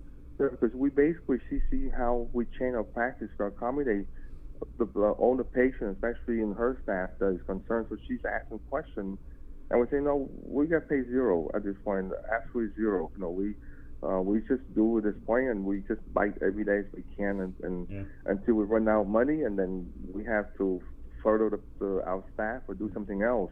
Doc, can you tell us anything about she put that letter out? Wait, I'm sorry. So what is the status of the MOU? Have you guys right. received anything? Because you're CC'd on this letter. No, as up to date, the contract is at the AG office, to be reviewed to make sure that we meet all the criteria. Because, you don't want to use this money, get reimbursed, and FEMA say it's not appropriate. Mm-hmm. So is it? I'm sorry. Is this a contract or an MOU? I don't know what the difference is. Maybe it's an MOU that we're talking about. Okay. Okay. So we need to sunshine all MOUs now. I got you. Yeah. I don't know. That's a lawyer thing. We actually will put our lawyer in place just because, Sabrina, Chris, we want to do things legally. Yeah. Exactly. Oh, no way. And, good idea. We don't want to cut corner and say something, because, we work for it. Everyone works for it. Tier 2 and Tier 1 clinic are working for it. So everything needs to be legal. And once all the legality is out, or anyone can have that. We don't have to hide. But the bottom line is, as I say, if this, knock on wood, that is this second wave coming up, are we going to do the same thing? Absolutely. We will stand up ourselves again, take all the heat, and we will try to protect the public and other colleagues that feel uncomfortable and open a clinic to handle the second wave. Doc, what can you tell us about the status of SNU? Because I'm just going back since the declaration of this public health emergency. They had said SNU, they got to do some things up there. And then you kind of never really heard anything about it. So can you just tell us what's the deal with SNU? And why aren't we? SNU we're not using right now. Chris and Sabrina, and SNU basically stand there as a alternating facility for isolation. For patients that if only if GMH are full of COVID patients. And the one that is not sick as much to be in the hospital, that's where they're going to be at SNU. Mm-hmm. What about the days in? Isn't that also the other ISO unit? No, days in for those guys that come in for like the airplane quarantine. Days in is now a quarantine facility? I thought that was... No. But let's say the quarantine, like you put them at Pacific Star, okay, and you turn positive. Technically, you're supposed to take the patient out of Pacific Star and put them at Days In or somewhere else that have positive patients. It's funny you mentioned that, Doc, because I actually got a text from Linda, Public Health. They had said that they tested people at a quarantine facility yesterday. They didn't say which quarantine facility, but Linda has informed me that it was Pacific Star. We had a lady call in yesterday who was staying at Pacific Star, who did a whole story on it. She was not tested. So I asked Linda, was it just symptomatic people? And she's going to find out with her staff. But there was one person at Pacific Star who tested positive for COVID-19. Yeah, they should take that person out Pacific Star and transfer it to Days In. Mm-hmm. And, so plus, Sabrina, Chris, if let's say that you come up to your house, right, and you are positive, and public health will do the interview at the house and deem necessary to move you off to a hotel. Yeah. Okay, with one member of your family, if you feel to choose to do so, they will stay at Days In. Because they are positive. They won't put themselves at Pacific Star because that's a quarantine for incoming passenger. So those day-ins are still needed for people that, because if you live in a house and public health say you have one bathroom, you're not going to stay in your house. Right. If possible. Again, it's not a forced thing. It's an elective thing. They're going to talk to a family, and family have to agree to be moving to a hotel. They cannot force people to move in like that. Okay, so that's why they still there. But the thing with Pacific Star, yeah, I don't know. It's a big mess.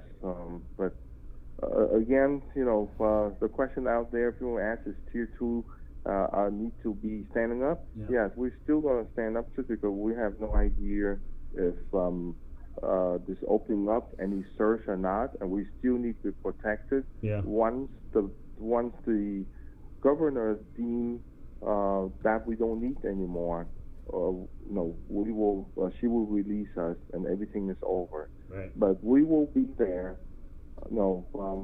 If she needs it, we will be there until she say we need you no more. Let me ask you something, because you said the Pacific Star was a mess.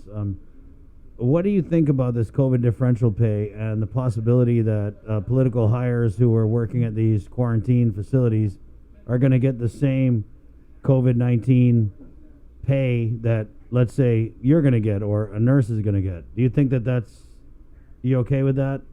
I think the people that truly exposed to the front line, that for COVID-19 patients, like the firefighter, the policeman, the people who work in the emergency room, the hospital, they should be paid differential.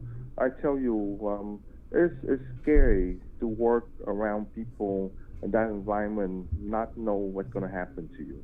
Mm-hmm. So I think that the firefighter, they don't know who they pick up, and they pick up some of our patients here in the hospital. And I look and say, "Oh my goodness, you can't breathe."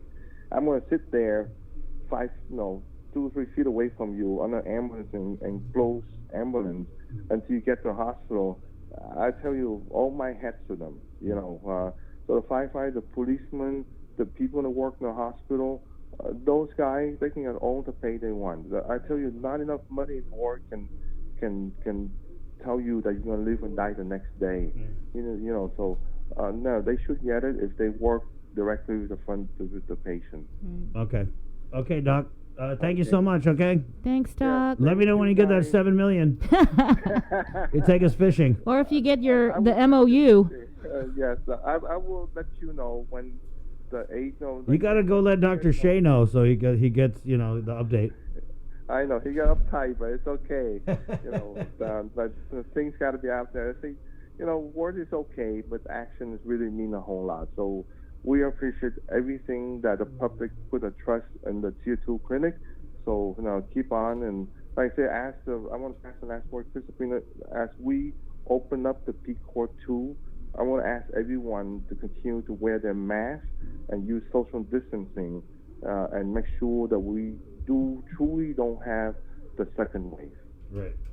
Okay, Doc. Thank you so much. Thank you. Have a good day, guys. Wash your hands. Okay, thanks. All right. It is 8:01. Good morning to our viewers on KUAM at TV 11. We're KUAM FM in Hagåtña. It's Guam's favorite. The KUAM News takeover of I-94 for containing COVID. We're going to take a little break, come back. We'll do some news. We'll do some anthems. And we're going to dive a little bit into this double pay issue with Robert Cost of the Guam Federation of Teachers. There was a response from Director Byrne yesterday. Thou shall not get thine double pay. You are ineligible. This does not apply. The rules do not apply to you. Section 8.406.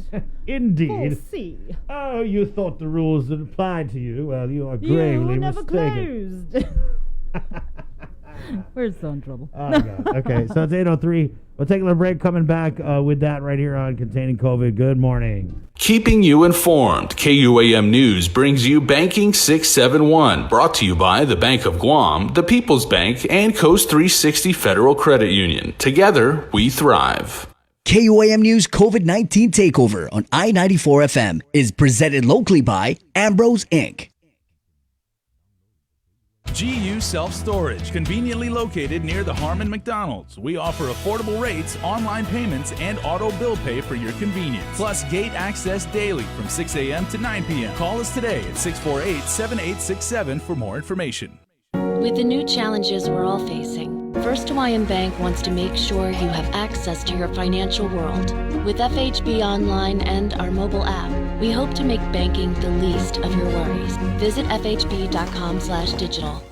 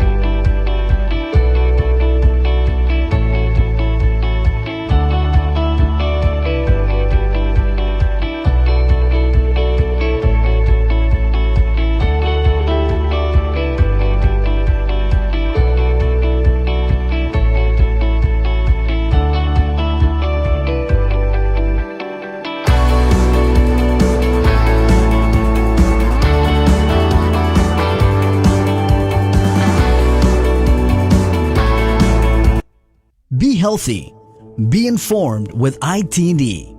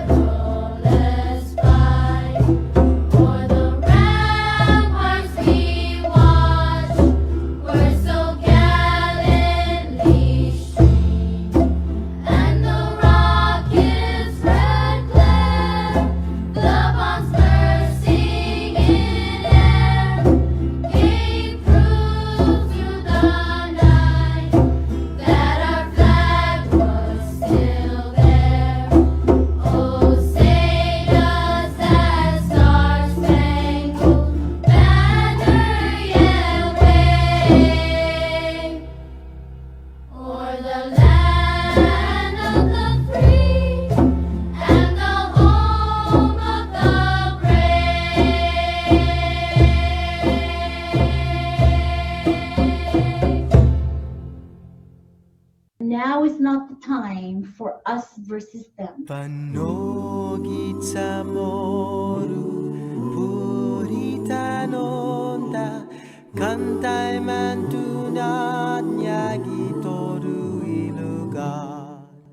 GMH Administrator Lillian.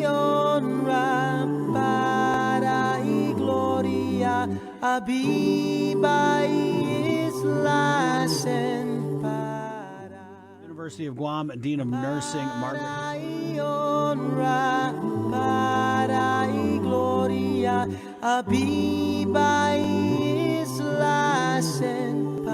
There is light at the end of the tunnel.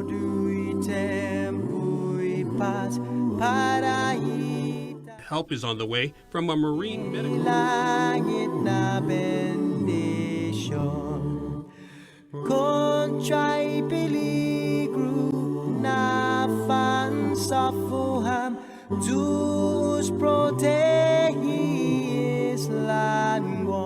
Out in the public, where all are more exposed.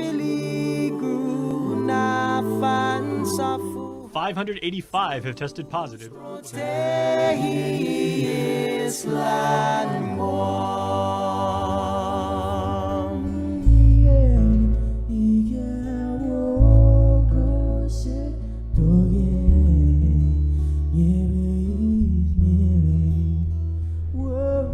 All right, Guam's favorite, 808. Good morning.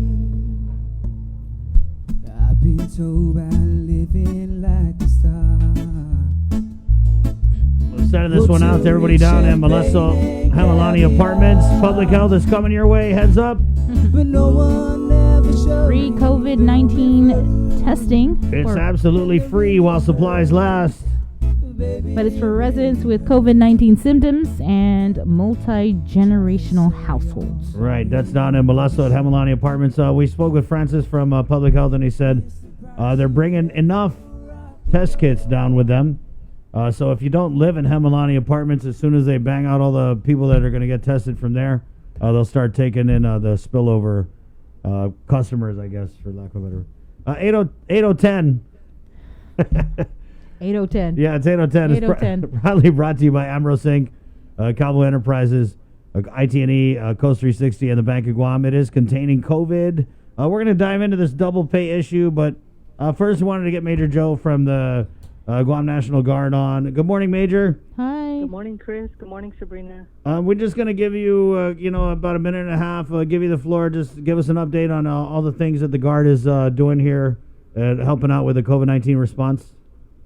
Okay, right now, so we're still at the quarantine locations, and we're still doing some site assessments on some upcoming projects.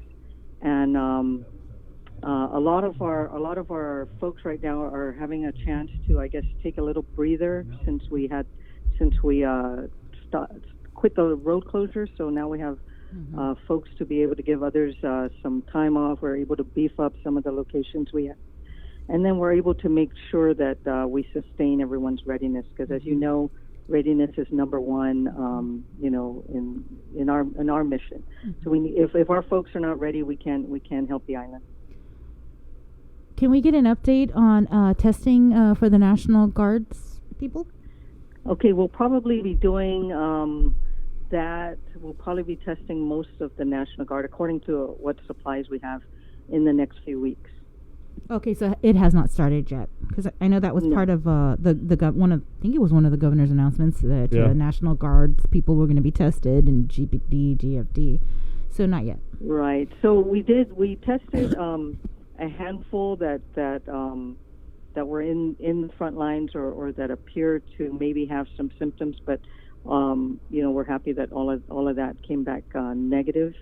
And so in the next few weeks, as we receive more supplies, we'll be doing that. Mm-hmm. So what site assessments are you guys doing for what upcoming projects? I can't really say right now until the projects have been approved. But, when we get the mission that they're thinking of doing one thing or another, then we go out and we do a site assessment. How are you guys gonna? If it's relevant. How are you guys gonna be involved, Major, in the gradual reopening of the island on Monday?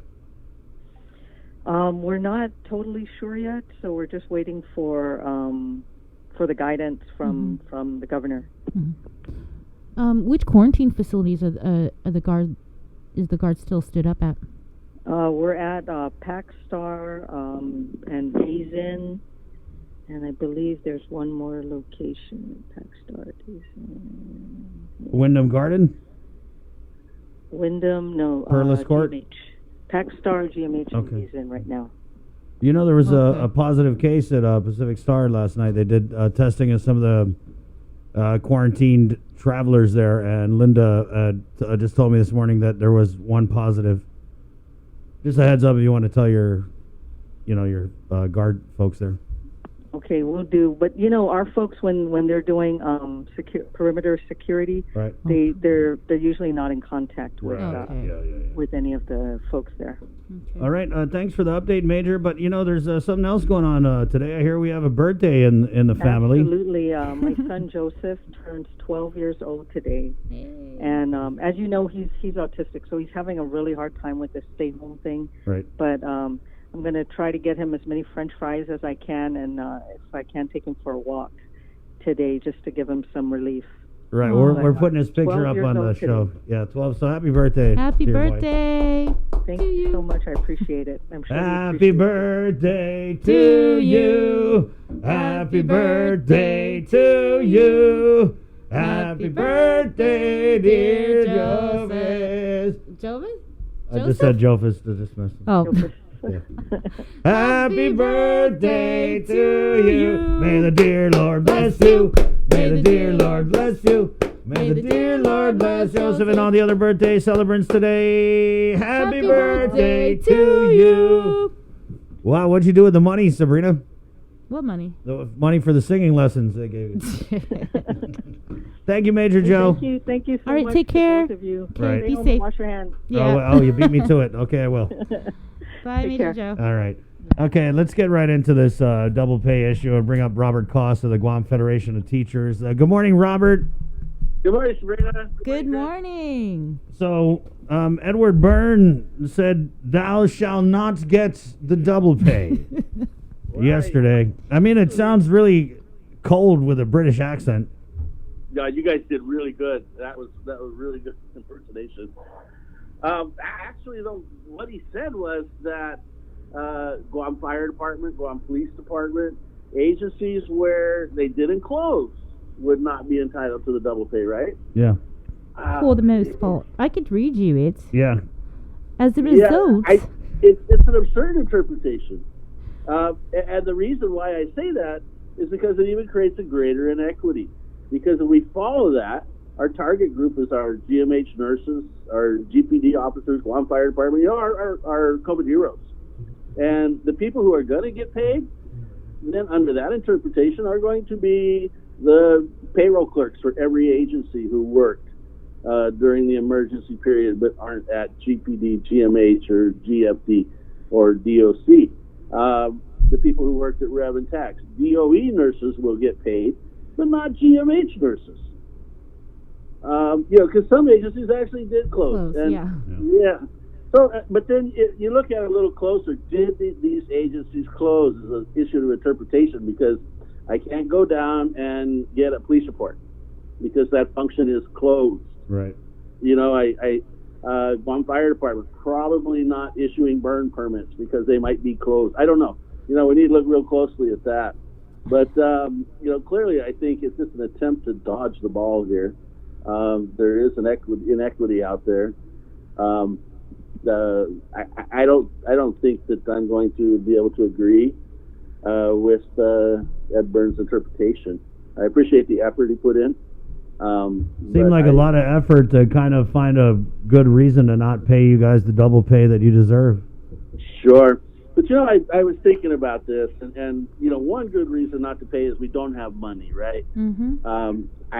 It's a tough pill to swallow when hundreds of millions are pouring in from the feds, and one authorization for the use is to pay employees who responded to the COVID emergency. That's the reason we pulled the nurses out of GRMC, because they weren't responding to the COVID emergency and they weren't being paid. I think the federal funds are there to pay this, but let's go with this thought that they cannot be paid. Well, the inequity occurs when you have two groups of employees. One group who is not required to go to work and do anything, and they get paid, and another group who's required to go out and work above and beyond, put themselves at risk and put their families at risk, and to be paid in the same base pay manner as that other group. So the group that has the gripe or the complaint or the grievance is the group that was denied the paid leave and had to work for their money. So if they don't have money, how about we give them paid leave? Why don't we take the number of hours they worked during the emergency period and give them annual leave credits equal to that amount, giving them paid leave to adjust for the inequity. And that's, you don't have to use any cash. We just credit them right on their paycheck for the leave for the hours that they work. And later on down the road, the government will pay for that in the form of these employees taking time off from work and being paid in the same manner the other group has already enjoyed the benefit. So, I know Joe San Augustine is looking at this, our senator, and I would put this to him that here's a chance for the legislature to step up and rectify this inequity. This you're talking about that rule that or granted compensatory leave credits, right? Has this been done in the past? Okay, well, CTO, this requires that employees are paid or have to consent in writing in advance to receiving CTO in lieu of overtime. It also requires the government track CTO in their paycheck so that the employees, everybody knows. Yes, it's been done in the past in an under-the-table fashion, where the supervisor writes it down on a piece of paper and sticks it in his drawer, and then good luck to the employee to try to use it, kind of thing. What do you recommend to these employees, these frontliners that aren't going to be getting this double pay? What should they be doing right now? They're pissed off, Robert. Yeah. Oh, I know. They're calling me. Sometimes I feel like they're blaming me. No, I think they have, Gov Guam did the same thing with merit bonuses a while back. where they declared a fiscal emergency and then suspended the payment of merit bonuses. And I think this is going to be very similar to that case. In fact, this is what I took to our attorneys, and they're studying all of this and trying to figure out, where are we going to initiate our complaint, where are we going to file, and who the plaintiffs are. I think they have legal standing. There's an equity here, and it needs to be rectified. I would recommend to them that they sign on with the GFT, make sure their name is included in a lawsuit against the governor of Guam and her directors, over this issue, because it may not be. Remember, this policy originates in the rules and regs. There's no class action. You have to be a named plaintiff or group of employees who are similar. So you're going to have to be named in the lawsuit. So you can join us, and we'll sue, or you can sue on your own, or you can simply do nothing and hope for the best. What would be your response, though, to, I guess, Adelup or whoever, who would say, y'all need to stop. You guys are getting 25% differential pay. Quit complaining. You're going to get some money. Well, they're actually being pretty stingy about 25%. 10%, 15% sound like a more common possible differential. The bus drivers that they utilize, some of those guys make as little as $10 an hour. Our entry-level bus drivers. Right. So they're talking about $1. You're going to work 40 plus hours, and we're going to pay you $40. To me, it's not enough. Not when the employees went into this thing with the expectation that they would be receiving, the administrative leave, their regular pay, and a hazardous differential. Right, and I'm not sure where the disconnect happened, but I feel like Adelup kind of heavy-handedly stumbled their way through this decision to not pay the double pay, and now what you have is a whole class of government of Guam frontliners and first responders who are walking around with this $36 million chip on their shoulder. Right. Well, I would. I don't blame them, Keep in mind the superpowers of the governor is not to simply disregard laws and rules. It gives her the ability to suspend. Suspend means to put off until later. Okay, so if she suspended pay, then she can put it off till later, but it's going to come back to her. When the emergency period ends, the suspension will be lifted, and then the pay will be due. And if it's not paid, then we potentially could see lawsuits that are filed.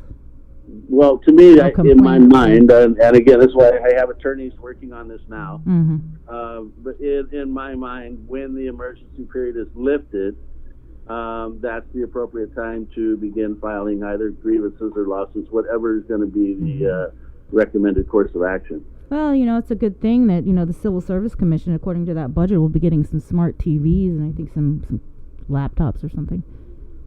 Well, yeah, I suppose. How much more work are they going to make for me doing that? Yeah. Robert, what did you make of? So we had the governor's acting chief of staff, John Jr. Calvo, on, and then we also had Mr. Byrne on. And I thought it was interesting that they're just throwing everything they can at this double pay. We can't afford it. Yeah. Well, I mean, Ed was like, Mr. Byrne was like, the rule is not apply. And then John Jr. Calvo was like, it's not sustainable. So it just seems like they're just putting every reason they can out here. What'd you make of that? Well, again, with the merit bonus pay, they said the rule does not apply, and that they had. Can you do that again, Robert? I'm not good at that. No, I don't. I like Ed. I don't want to tease him. Yeah. Go ahead. Okay. So anyway, with the merit bonus pay, they said the rules don't apply. That we were within our authority to suspend it. And, I was working for DOE at the time, and I ended up working nights computing 20 years of merit bonuses for all employees because the government lost that suit. And, I don't remember the amount. Must have been, tons of money. But there's good precedent, and we're in the same situation where we tried to waive a rule or a law during an emergency period that came back to bite us later on. And it's interesting because I was looking at UOG, and when they passed their resolution, and it included a double pay for, I guess, affected employees or eligible employees, and they cited this Rule 8.406C2 as justification. Right. Well, that does kind of, I think the attempt there was to identify the period. It's not a qualification for receiving the pay. Mm-hmm. It's, for what period of time are they going to receive the pay? Well, it's that period of time during the emergency period when the agency is closed and everybody else is on administrative leave. Yeah. Because it is that existence of the administrative leave for everyone else that gives the entitlement for those who are working to receive the admin leave, plus get paid for working.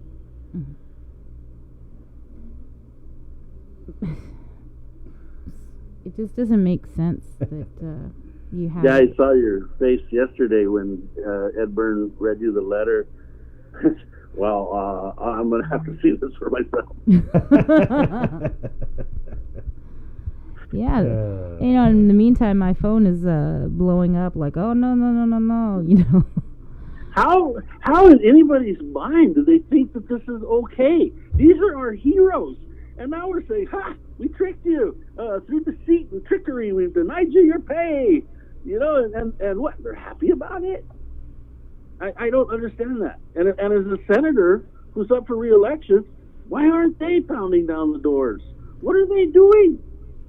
There's nothing fair here. There's no equity here. And these are all registered voters. So, if I was an elected official, I would be sitting up straight. Yeah, I know we're going to be talking to Senator Joe San Augustine. He wants the AG's intervention in this and issue.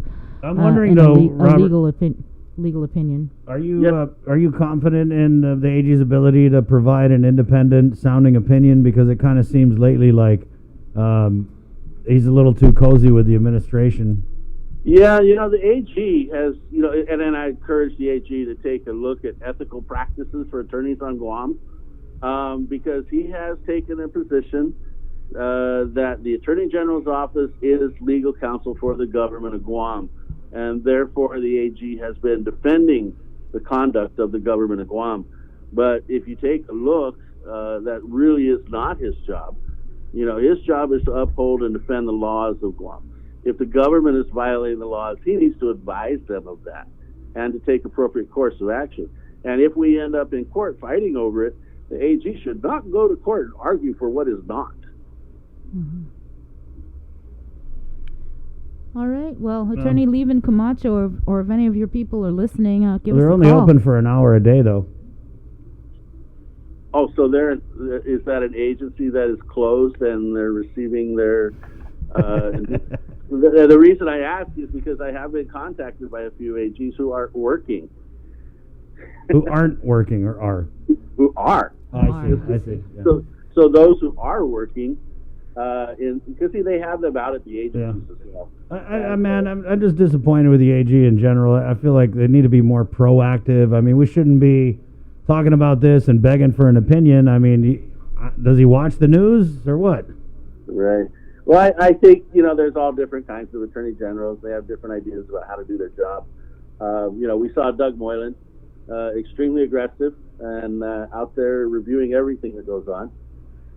And then, I think we have, Levin Camacho, who says, I'm your attorney, call me if you need me. A little more passive, right? Yeah. Mm-hmm. So, it's just, I think, a difference in the approach. But I think there's just too much closeness between the administration and the Attorney General's office. I almost feel like he's forgotten that he's an independently elected Attorney General and not someone that the governor appointed.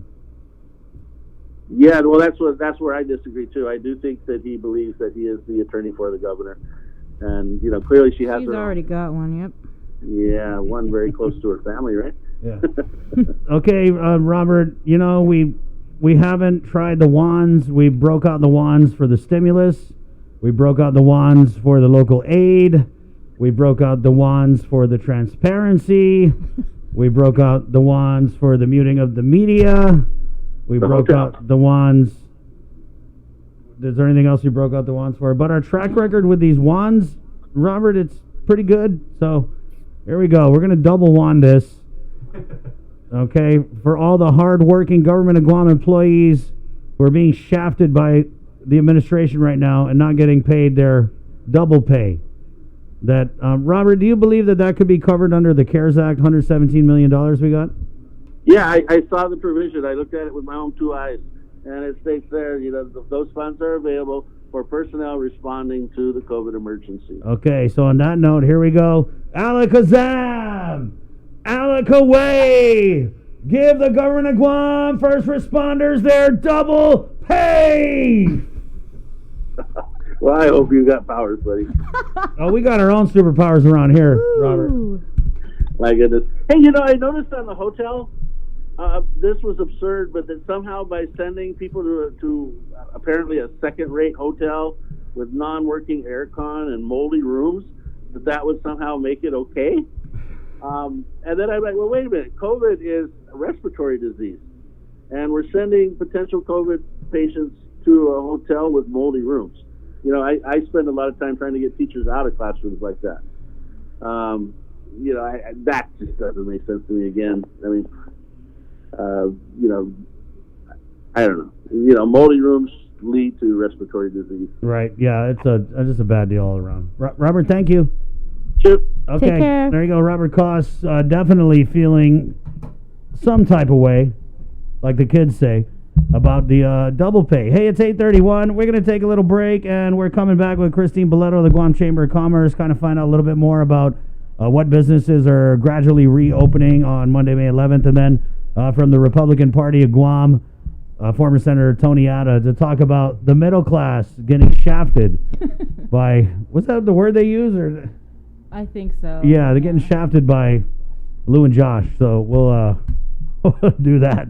That's coming up right here on the KUM News Takeover, Guam's favorite. It is Containing COVID. Good morning. Join us. Keeping you informed, KUAM News brings you Banking 671, brought to you by the Bank of Guam, the People's Bank, and Coast 360 KUAM News COVID-19 Takeover on I-94 FM is presented locally by Ambrose Inc. GU Self-Storage, conveniently located near the Harmon McDonald's. We offer affordable rates, online payments, and auto bill pay for your convenience. Plus gate access daily from 6 a.m. to 9 p.m. Call us today at 648-7867 for more information. With the new challenges we're all facing, First Hawaiian Bank wants to make sure you have access to your financial world. With FHB Online and our mobile app, we hope to make banking the least of your worries. Visit fhb.com/digital. Be healthy. Be informed with ITD.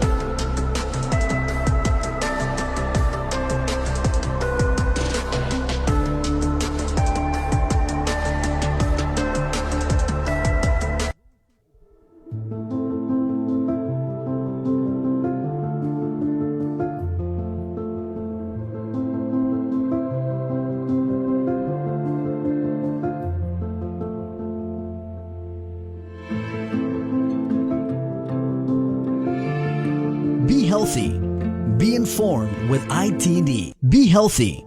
Be informed with IT&D.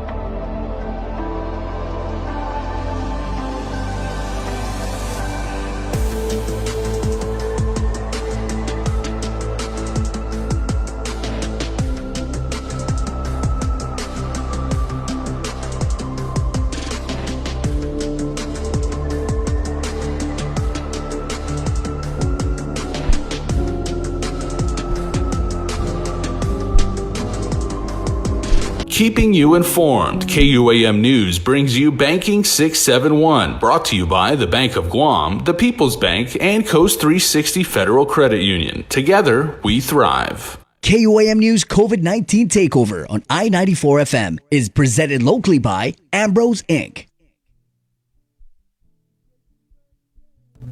GU Self-Storage, conveniently located near the Harmon McDonald's. We offer affordable rates, online payments, and auto bill pay for your convenience. Plus gate access daily from 6 a.m. to 9 p.m. Call us today at 648-7867 for more information.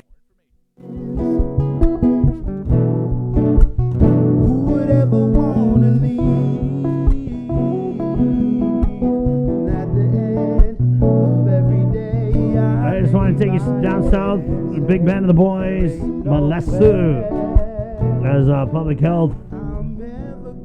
About 20 minutes from starting that expanded community testing at the Hamalani Apartments in Molesu. 8:38.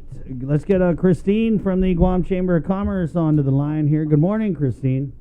Good morning, Chris. Good morning, Sabrina. Good morning. So I guess just first of all, what can you tell us about what businesses will be allowed to reopen, of course, with social distancing and the mask and all that stuff on Monday, May 11th, when we anticipate to go into PCOR 2? So the listing that was released by the governor's office, which includes like retail establishments, shopping malls, shopping centers, hair salons, barbers, professional services, so like real estate, any office that basically, whether it's dog grooming or whatever types of services they provide, those are part of the listing that's anticipated to be able to open May 11th. Do you foresee any changes to that list? I hope not. Okay. I mean, Christine, Monday is just right around the corner. So, I mean, are we set in? Is it kind of set in stone, or is it rapidly evolving? Well, initially, if you look at the listing on both sides, one was will open and the other one's under review. Naturally, the chambers and the business sector community had hoped that every industry on the list would be able to open, but as we went through, we were advised that the other ones they were still not comfortable with, and so those got taken off the list. We had really hoped that dine-in restaurants would be part of the initial list for May 11th, but that was taken off. So I guess it is an evolving list. We're hoping that the ones that are listed currently, there's no further changes or refinements. But at the end of the day, it's been the governor's call, and so we hope not, but we're optimistic that it's it's not going to change.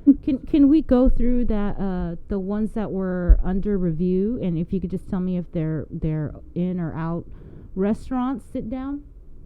So those were a concern and were taken out, and that includes food courts that open up with like the shopping malls or the shopping centers. Okay. I guess the concern being that for both customers and staff, with the distancing, it still there. I guess the medical side is still not comfortable with that opening up. So that was one taken off of the list. But we have so what we've been doing on the business sector is getting more feedback from like the restaurant owners, or looking at the National Association of restaurants guidelines that they're using for mainland restaurants that are opening, and we're refining the guidelines so that it's something that the medical group is more comfortable with. And so that's why we put it under review, because even for like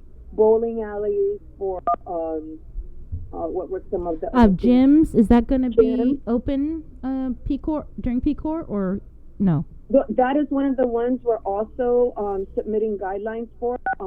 We're also, because some of the fitness center owners or managers have been submitting in guidelines for us to kind of present and advocate for. Perhaps the concern is with the gyms, the touching of all the equipment, and then everybody's kind of in that space. Some of the fitness center owners have come back and said, we can do classes outside, or it's one-on-one personal training. Right. And so, I mean, how are you going to open up dog grooming but not a gym? Well, with dog grooming, I suppose the customer drops off their dog. Right, yeah. Right. No, I mean, I'm not to the trying. back. I bet all the dog owners are like, shut up, Chris. Okay, let me just start with the ones that are green lighted to open. All essential businesses operating PCOR 1, retail stores, real estate and automotive sales, beauty, hair, nail salons and barbershops, shopping center, malls, elective medical and dental procedures, treatments and therapies. Those are all good to go for PCOR 2, right? Correct. Okay, and so the ones that are still under review, the restaurants, gyms, spas, bars, clubs, outdoor sports activities, golf courses, tennis courts, swimming pools, baseball fields, group tourist events, bingo halls. Are any of those on the still under review actually going to be open during PCOR 2? I don't know by May 11th. Okay. We're optimistic. We're trying to push for during that week.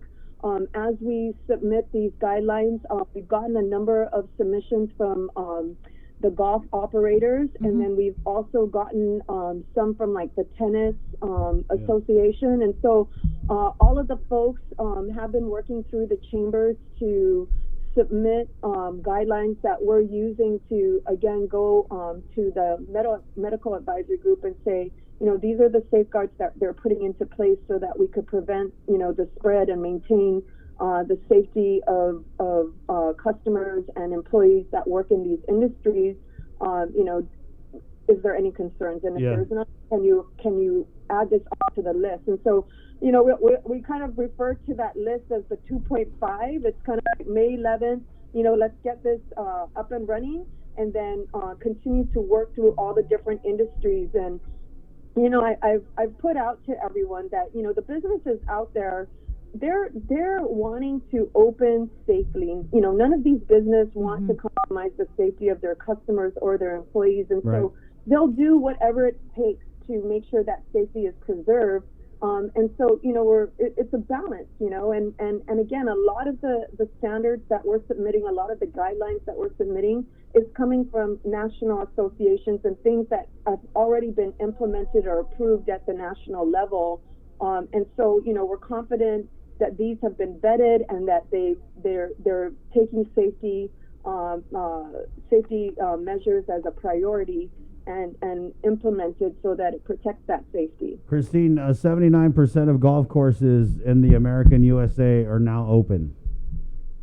Right. Can you take that to your meeting this afternoon, just for one of my friends who's an avid golfer? Oh, we agree. I mean, trust me, we are. Even like restaurants, dine-in. Applebee's is open in the U.S. IHOP. The dine-in restaurants in the U.S. are all open. So, it's not a lack of trying on our end. And certainly we appreciate that the medical group is being very, very cautious and doesn't want to see a resurgence or a pandemic, through Guam. And so, we are working with them and we're submitting all of these guidelines and saying just that, it's something that's been already in the U.S. open. Here are the that's why these guidelines are available to us, is because they've already been developed and submitted, nationwide. Hey, you're doing a panel thing, a virtual town hall with Dr. Ricky Hernandez of the Guam Recovery Panel of Advisors. I see also Holly Rustick from the Guam Women's Chamber, and this is guidelines for reopening your business. This is today, right? Is this something that the chamber has put on for the membership, Christine? Yes. So it's a combined effort with the Guam Women's Chamber and the Guam Chamber of Commerce. Of course, our president and the executive director on the Guam Women's Chamber has been getting a lot of calls from members asking for, clarification and so forth. And so we actually asked Ricky if he would, present during this webinar, kind of give the overview, and then we wanted to give our members an opportunity to ask questions and to clarify guidelines or, any matters that they want to be able to either ask of Ricky or of the chamber. We wanted to give them that opportunity. Okay. Yeah, and we're going to try and get Ricky on tomorrow here on the... So, Christine, it kind of seems like we're still flying by the seat of our pants here. I mean, the anticipated reopening of Guam is on Monday, and is that an accurate assessment? But I know that businesses are trying to do that conversation. We're like, hey, can we do this? Can we do that? Can we do that? But it kind of seems like we're still a little unclear on what's going to be allowed to reopen on Monday. At least, in my conversations with people, they're gearing up to open. It's more like, again, in talking to the Micronesian Mall general manager, he's just like, they get the whole retail thing. More of their questions is like, well, what if, like, on the food court and, what if we put the benches six feet apart in sort of the walkway? It's more like a refinement question. It's not a question of whether they're opening or not, but just, wanting to clarify, because again, these operators, business owners or managers just want to be sure that they're doing everything that they can to open safely. And so, those are the questions we're getting. I don't hear any business owners saying, "Flick it, everyone open, let's go, come on everybody, masks off, let's go." You're right, they are trying to proceed cautiously, and I know, especially with the gyms, that the gyms are saying, hey, what do we got to do? I mean, people got to stay healthy. People got to exercise. How can we make this work? And I don't know. I mean, I've never been like a super pro business, let the business do whatever they want kind of guy, but I just feel like we need to have a little more faith in our business owners that, they're going to keep our safety and health in mind. And people want to work out. I'm pretty sure it's not that hard to figure out how to social distance. And anyway, sorry, rant over. Yeah, no, and we've, even for the gyms, we've submitted those guidelines in as well. And, again, to sort of my position every time I go in and ask for these things is exactly what you're saying. Businesses want to be responsible. They want to protect their customers. They want to protect their employees. They're the ones coming up with these guidelines. It's not the chamber or either chamber or GHRA or anybody sitting down saying, what should we put in? I mean, they're seeking these guidelines from their national associations, and they're the ones submitting it to us to submit to the medical group, and I absolutely believe that every business owner and manager is going to do everything they can to be safe, to want to continue to operate. Where can we find more about the moving into PCOR 1 to PCOR 2, the guidelines and all of this information? Is it somewhere posted on Gita's website or? Yes, it's in there. So there's that the 4 triggers. Right. Is that kind of explains how it moves from one to another, and so that's why there was some confusion over the 9th or the 11th. We initially thought it was the 9th based on. Why would you think that? Oh, maybe because that's what the governor said. Yeah, it was the so 9th, that was right? the initial date, and that changed, and so I guess they. I mean, I don't know, how they changed the date or what was the difference of the start date. But, again, that was something that we kind of found out from the press conference as well. And so Aren't you on the recovery panel of advisors, though? Yeah, we met the time before when we had the 9th day. Yeah, right. So that's kind of, I'm just thinking, Christine, that the governor wanted to do Monday. They're like, oh, why are we going to open on a Saturday? Let's open on a Monday. That's what I think it was. I mean, I don't know, but just another example of how people are just the last to know. I mean, you're on this recovery panel, and you're thinking May 9th. The whole island was thinking May 9th because, again, the governor said repeatedly May 9th. And then, let's say curveball. Nope, not May 9th, May 11th. And the way they say it is like, what? What's May 11th? Did we ever say May 9th? Do you have a recording of that? Can you prove it? Well, and we haven't met since that last meeting, so I'm not quite sure. I would imagine that it had something to do with that start date, because that was the real critical thing, was the start date of when that 14-day rolling average was.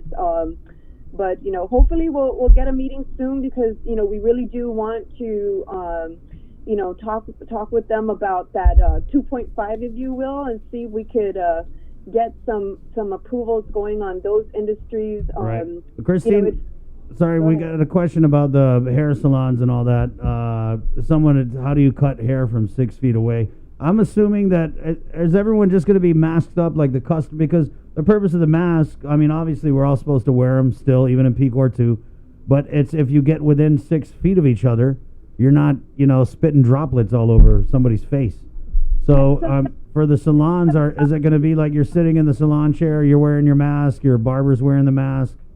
Yes, and that's why we were talking about these industry guidelines, which is going to be released today. So there's an overall general business guidelines, which is, try to preserve the 6 feet, wear the mask and so forth. So for salons, again, this is coming from their national cosmetology, whatever you call their association.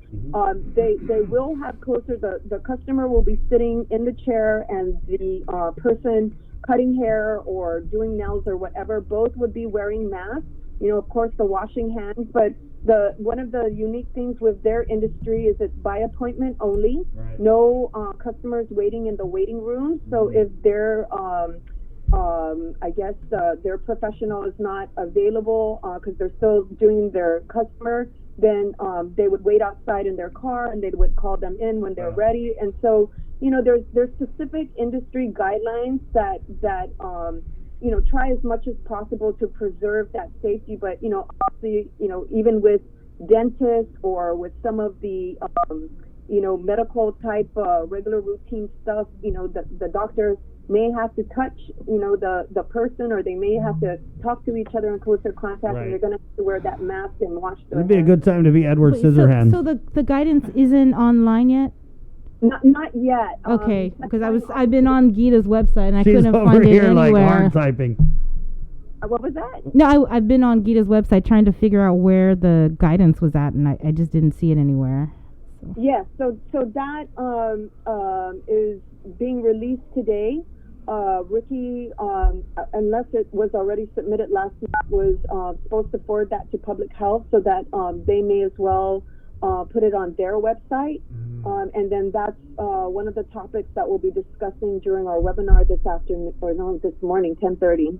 Christina, when we talk about the malls, GPO, the mall, Gannett Shopping Center reopening, you had mentioned that customers will not be allowed to loiter at the hair salons, and it's going to be by appointment only.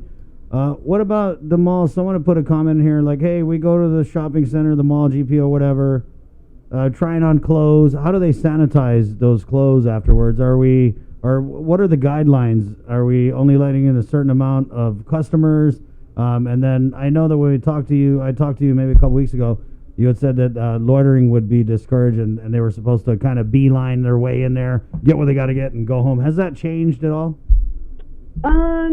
I don't know. I'm trying to remember because even Macy's submitted their guidelines that came from their corporate office, and I don't recall on the trying on clothes, but I know for sure some of the things like makeup and perfume, they're not going to allow touching of those items, or like, trying on earrings and so forth. I have to clarify with the clothes, but again, like upon entering, they're going to have their masks. They're going to need to keep the mask on. They're going to have to wash their hands. So I don't know about trying on clothes, but I know the washing of the hands and the wearing the mask is to prevent, any of droplets from whomever to get on the items that are being sold. Mm-hmm. And then this webinar, is this open to everybody, or just businesses, or just the women's chamber? No, it's open to anyone. It's free of charge. So we sent out the notice to the Guam Chamber, and the Women's Chamber sent out notice to their members. But we have a lot of businesses or that have called us, and Catherine on the Guam Chamber and Eileen on the Women's Chamber will send them the link so that they can join whether they're members or not. So Christine, you can join as well if you like. Okay, nice. Yeah. It just would have been nice to know that it was actually happening, but great.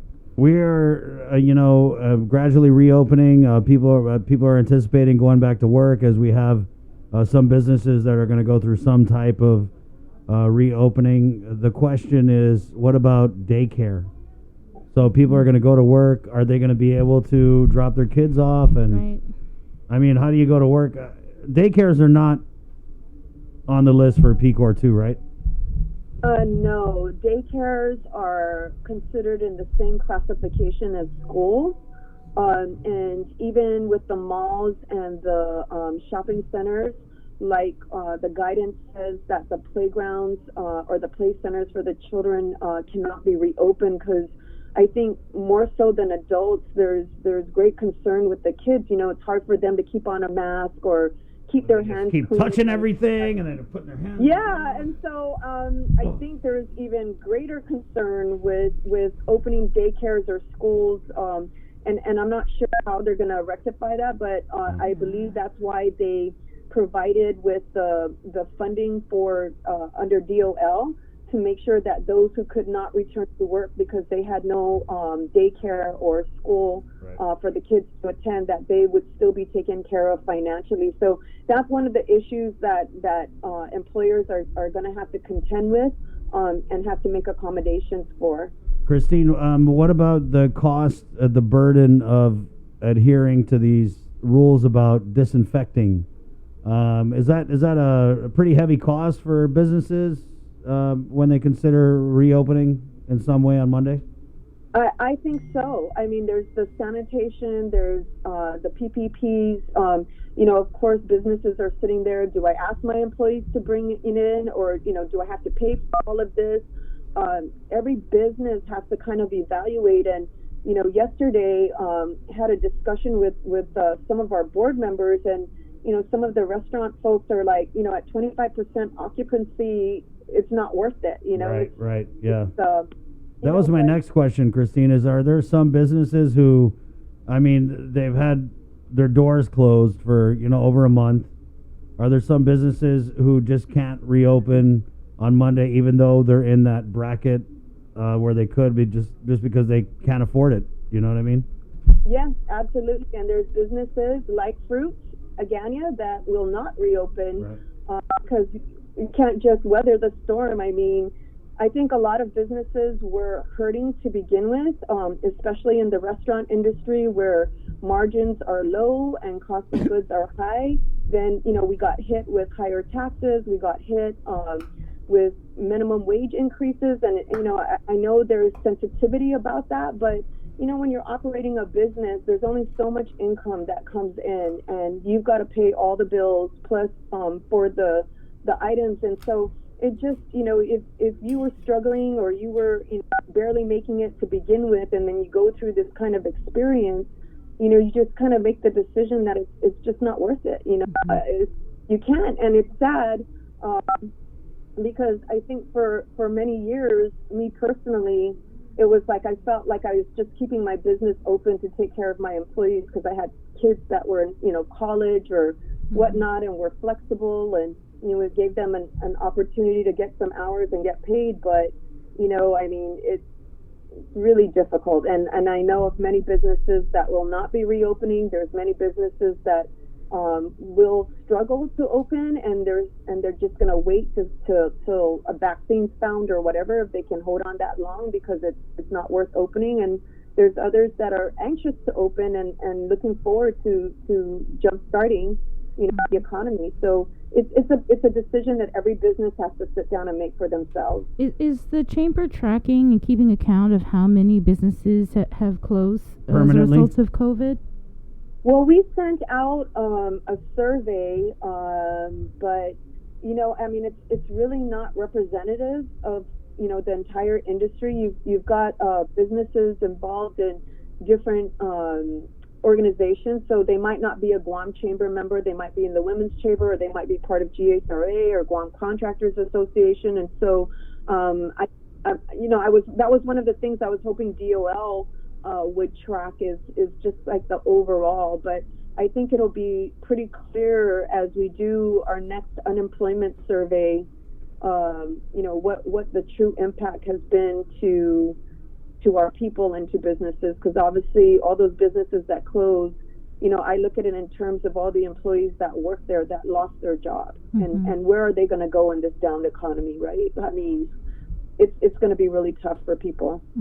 And real quickly, do you have any updates on the PPP? How many businesses have qualified? Because I know that we had was it 108 million? Right, there's over 500 businesses that got those PPP loans. And then before it ran out. Yeah.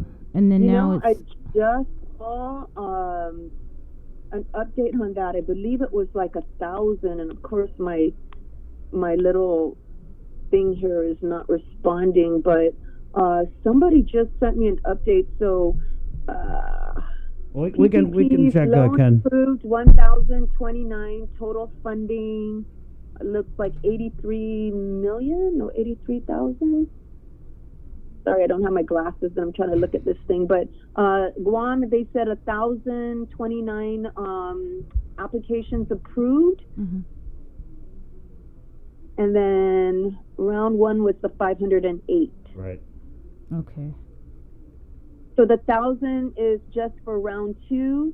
And we combine that with round one of the 508, and then they said CNMI is 243 for round two, and round one was 56. Right. Okay. Thank you, Christine, for your time. Thank you. You're welcome. Have a great day, guys. You too. Be Wash safe. your hands. Oh, I do every time, every 10 minutes. Sounds like you got some issues. I do. Okay. Be safe. Have Bye. a good day. Bye-bye. All right, Christina Belletto. 904-637-0094. That's the number here. What did you get from the Republican Party of Guam? Former Senator Tony Atta. Want to bring you on. You guys had come out with a release, Senator, about the middle class getting shafted. Yeah, good morning there, Chris. Good morning. Once again, Bree, this is just, I don't know what we're, we don't take it away from the administration that they put out a plan. And again, we don't take it away from them that, they're helping those that need the help. But once again, the middle class seems to get shafted. These are the people that are being left out. So you're not buying the plan? No, I'm not buying the plan. I mean, when you look at the plan and you go over the expenditures on the plan, a lot of the expenditures there probably were things that they had put into their 2020 budget prior to this COVID-19. There's things there that probably could have been taken care of by, like for example, the airport authority. They got $20 million from the lack of services, and they got 20 million. We could have eliminated the airport authority anywhere that they're in there and asked them to say, you know what, since you got 20 million, let's go ahead and use this funding for something else, right? I think we're missing the point here of lives, feeding our children, feeding families, and this is what goes through the mind of everyday folks, right? This is what goes through their mind, especially those who were dual employed, husband and wife who were employed. They have a mortgage, they have car payments, they have loans, and now because of the COVID-19, they're unemployed or they're furloughed, whatever the case may be, but they don't have that income that was coming in before. And when you look at the plan of the government, there's nothing there to address the middle class who are left out. Has anyone said anything to the administration about that? You know, I believe that the legislature, our local elected leaders, had an opportunity. They had an opportunity to do something when they were in emergency session to override Bill 333. They took a recess to listen to the governor's address. They could have gone back in and said, you know what, I didn't hear anything in that plan that would take care of our middle class. We have bills in the hopper to address these issues. Let's go back into session and let's address these bills, or let's call committee of the whole and find out where we're at in addressing the needs of our people. And the Republican minority has attempted to stay into session, but the majority decided to adjourn. So I don't know. I just don't buy it, Bree. You know, I don't buy it that everything is being done to help everyone. What would you say, Senator, to those people who are listening and say, "Oh, it's a moot point because the stimulus is here"? That's for everybody. But it's not a moot point, Chris, because our local government is not doing anything. We're waiting for federal funds to come in. Nothing is in place yet. We still got days to wait, weeks to wait for the federal plans to go into the plans to go into effect for the federal stimulus. We can do something locally with our own local money that we have. So it's important to know that yes, the federal stimulus is coming in, but what are we doing locally to help our people? What are we doing? What is our local government? What is our local legislators, our administration doing locally to help? I'm going to quote the governor. What they're doing locally is go apply for food stamps. That's not the answer, because that's a federal program again. What are we doing locally? And it gets very frustrating because we see it every day. Every day we see it. People are hurting every day. And they think that when we open back up the economy next week, May 11th, I think they said, could have been May 9th, but May 11th now, who's going to go out and spend when they don't have money to spend? And if they go out, they're going to be looking for food to buy or the needs of their family to buy versus anything else, because we waited so long to help our people. We waited for the stimulus to come in. Yeah. No, this is a question that is still not even here, and it's still not even in effect. You know? I mean, it's a question, Senator, we've been asking since, week one of this thing. People are going to lose their jobs, they're going to get their hours cut. What type of bridge assistance is there available locally? And, the governor was getting mad about it. He was getting mad about it, and every time we asked about it, it was like, oh, they apply for food stamps, hang in there. So we can't hang in there. We cannot. Our people can go in and apply for food stamps, but if they don't qualify because they're still above the means for qualification, or how are they going to apply for something that they're not qualified for? Mm-hmm. Have you seen the application for the? Yeah, it's about like 16 pages. 16 pages. Yeah. Really? 16 pages? They couldn't simplify it? I mean, there's a lot of things that can be done, and our local leaders need to act. They need to go back into session. Our local legislators need to go back into session and address these issues. Mm-hmm. You know what? Okay, if the governor wants to take care of the federal stimulus, fine, take care of it. But the local legislature has the authority to de-appropriate and reappropriate. What would you do, Senator? How would you give aid to the middle class? And what income bracket are you talking about that hasn't gotten the aid that you think they should have gotten? These are the income brackets that are above the poverty level, you know? These are the income brackets that they don't qualify for food stamp, they don't qualify for welfare, they don't qualify for WIC. I mean, these are the dual income families that no longer have dual income because they both don't have a job to take care of their family, and the government is not doing anything to assist them. Have you you've heard of Senator Regine Biscoe Lee's bill? Her RISE bill?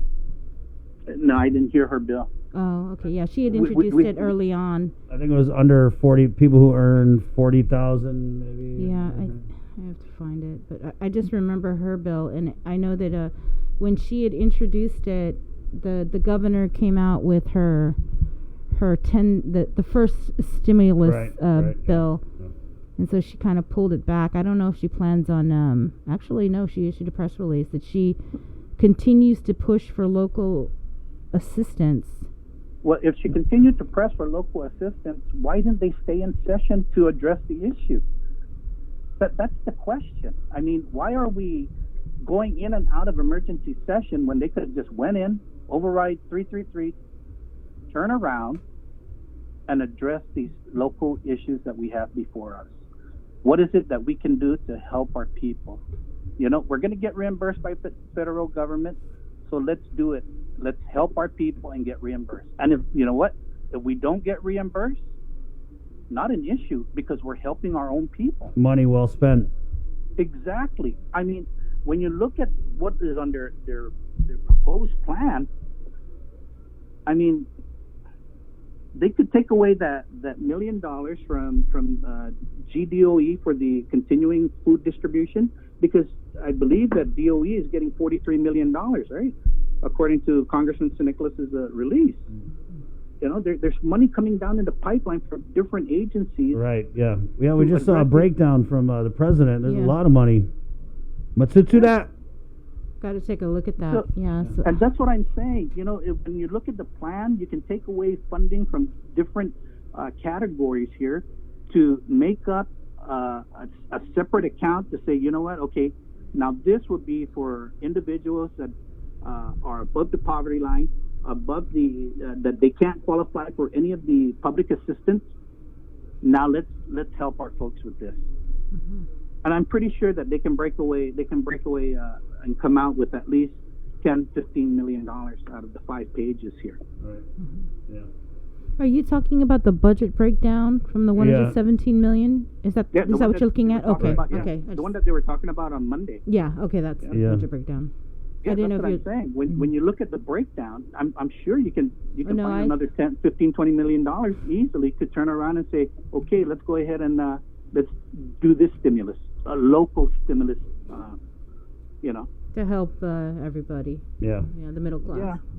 So, but I take it back to the legislature, Chris and Bree, that they have the power. The legislature has the power to go in and address this issue and help our people. The Democrat majority has the power to go in and call emergency session and turn around. And if you know what, if they don't have the full funding tax or anything like that, call committee of the whole. Let's get Revenue Tax. Let's get the DOA on the line. Right. Let's get BBMR. Let's get these folks on the line to say, what is it that we can do to help our people? We had a comment here, Senator, not following this thread, but I heard Mr. Addis say 2-income families, but nobody's working. If that's correct, they're eligible for public benefits. And that kind of seems to be, I think, the train of thought at Adelup and telling people to apply for public benefits is, hey, if you're laid off, guess what? Your income's zero. Guess what? You qualify. So how do you respond to those type of comments? You see, those type of comments, right, is that, okay, they're saying it, but when you go and apply for it, they're going to look at it and say, okay, well, you have a mortgage, you exceed the income bracket. because it's not just what you're bringing in; it's what you own. Yeah, on the application it asks all kinds of Exactly. questions. So it's just not about what you make; it's what you own. And if you don't meet that threshold, then you're not going to qualify. But if you turn around and they take that 16-page application, eliminate it, and come out with a 1-page application, are you in dire need? Yes. Do you have any income? No. Right. You qualify. Right? I mean, let's simplify it. Yeah. Let's simplify it so our people can avail the funds that they need to provide for their family. Yeah. Okay, Senator. We just wanted to get you on, and I really wanted to get you on because you used shafted in your press release, and I thought that was kind of cool. And you know what, Chris? The middle class again got shafted. So let's work together. I mean, the Republican Party is always open to discuss with whoever we need to discuss with, so that we can get these things working. Let's get these programs going. Let's continue to help our people. Put partisan politics aside and let's come together. But when you got the legislature who is in control, the Democrats who are in control of the legislature, who can make these things happen, are not acting, then we have a problem. And that problem is that our people are not getting the assistance that they need. They are not getting the help that they need. We can open up Monday, like I said, but what's going to happen is they're not going to have, who's going to go around when they don't have money to go around with?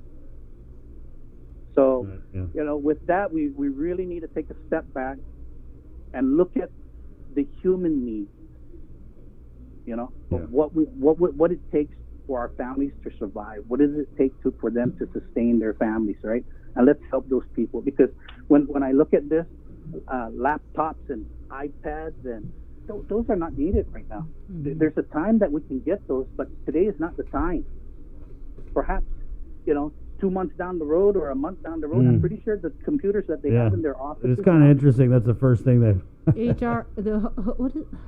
got your revitalization. Redevelopment, laptops and iPads. Yeah, exactly. So what is it that they need laptops and iPads for? When Civil Service Commission, Guam Public Library. Right. The senator. I saw that, a $2,000 60-inch TV. Seriously? Right. Yeah. $2,000 can go to one family to help them get food on the table. Amen. Thank you, Senator. Thank you, Chris. Bree, you guys take care. And you take care. Please take care out there. Yeah. Stay safe and stay healthy. Hey, every week I just check in here on the show as the party chair. It's interesting that the Republican Party is going to bat for the little guys. That's what kind of world we're living in right now. Chris, I tell you, the Republican Party, our role is to ensure that, we recognize the efforts of President Trump, the Senate and Congress, and all the funding that they bring here to the island. But then it's also in our best interest and our duty to ensure that the people of Guam are taken care of. Right. And if one side of the coin can't see it, then the other side of the coin has to always ensure that we bring it up and put it on the table every single time. Okay, Senator. Thank you so much. Thank you, Chris. Wash your hands. Okay. Always. That's that. All right. Let's keep it with the senatorials here, from former Senator Tony Atta to sitting Senator Joe San Augustine. Senator San Augustine, thanks for joining us. Hey, good morning, Chris. Half a day. Half a day, Sabrina. So we wanted to bring you on just to kind of react to Administration Director Burns' comments that the response to the letter that he sent you regarding shutting down your inquiry regarding the double pay issue. Right. Well, but if you look at the way he responded to it, and then you have the acting chief of staff saying it's not sustainable. In other words, we know we should pay it, but we can't afford to pay it, so we're not going to pay it. Isn't that? That's what I'm interpreting, and it's kind of like just follow the rule and then move on. If you're saying it's going to cost too much, well, you shouldn't have called everybody else in, and then it wouldn't have cost so much, because they don't do that during typhoons. They don't call everybody in. Even when we had typhoons that lasted more than a month, the disaster where power was shut off, offices were still closed, and they're still recovering. So I don't know what's the next excuse going to be. But what did you make of Mr. Burns' response to your letter or your inquiry? Basically the same thing I said on my responses. He's kind of short because if you look at it on his letter, on the first page, he says he cites the rule 8.406C2. Those employees are required to maintain. Okay, so they're not closed, or they're closed, but they're essential, or they're not closed, but then on some of the agencies that are essential, not everybody's in because they're doing they're fulfilling their financial responsibility to make sure they don't just bring in everybody because they need to, they can. It's like what GPA and GWA is doing. They bring in who they need to do the job, and if they need any administrative support, they'll bring them in for the hour or 2 or 3, and then send them back home so the bill doesn't run wild over them. Mm-hmm. And right now, I believe the line agencies are the only ones that are getting the short change of it, because I need to send you folks a copy of the airport, what they're going to do there. I think they acknowledge they're entitled to the pay. Sure, there may be some difference, but just the key that they're acknowledging, and they may be paying double, or is it paying time and a half? But, I look at it this way, Sabrina and Chris, is that just knowing that the rule exists, and to make the excuse, we're not going to pay it because we can't sustain it, you should have been very careful on who you bring in to start. And there should have been a plan to start with, and it's obvious they didn't. But isn't there a plan, like a pandemic response plan? I could, from what I understand, this might even be in there. Well, if you look at the rule, it says when the governor declares a state of emergency, declares excused absence for natural disaster emergency only when an official proclamation of hazard conditions by the executive order or an equivalent announcement by the governor. She did that. Yeah. She did that part. She did the first part. Then as we go down on that same rule, it goes further on, and then when you go to number 2, those employees required to remain on duty, okay, those are the essential agencies, shall be paid double. And then as it's very specific, essential employees. That's the key.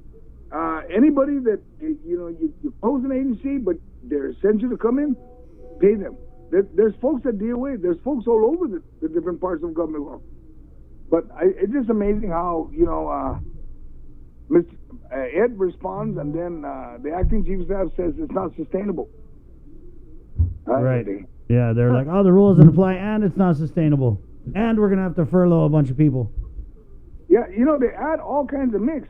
And I'm really waiting for the AG's opinion, because once the AG opinion comes in, if I need to introduce a bill to clarify it, I don't know how much clarification you need, but to tell them basically you need to pay it, then you pay it. And if they wanted to get down to, they're starting to scale down. So scale down there, your people. Don't allow them to continue to be there. But I don't know, Chris and Sabrina. Do you think that the AG is going to issue an opinion that would be favorable? I think the AG is just going to be like, okay, Governor, what do you want me to say? Okay, let's say that. Well, I hope he doesn't respond in that fashion. Even though, Chris, you're saying it, but it kind of like a lot of people are probably hoping not. Yeah. I just hope that he basically says the rule is the rule. Identify who are your folks that are essential, not necessarily the agency, because the agency, other than certain autonomous agencies, they're essential in general. But it's quite evident that the autonomous agencies have identified employees in their agencies that are not essential 8 hours a day. Mm-hmm. So that's good management. Mm-hmm. Now, on the other side, on the line agencies, maybe that's what they need to do, is take a look and say, which one? GPD is essential, GFD is essential, GMA is essential. Public health to a certain degree, but not everybody. DOA, you're essential because you know how they're hiring the doctors or the nurses, or how they're processing the people they need to pick up. if they're not essential employees there, that should get paid. And then go down revenue and tax. They're asking for, where's our tax refund? They're getting ready to kick out the stimulus check, hopefully next week, because they got the money. They're just doing a reconciliation of who might coincidentally get double pay on the stimulus, and that's what they're cleaning up.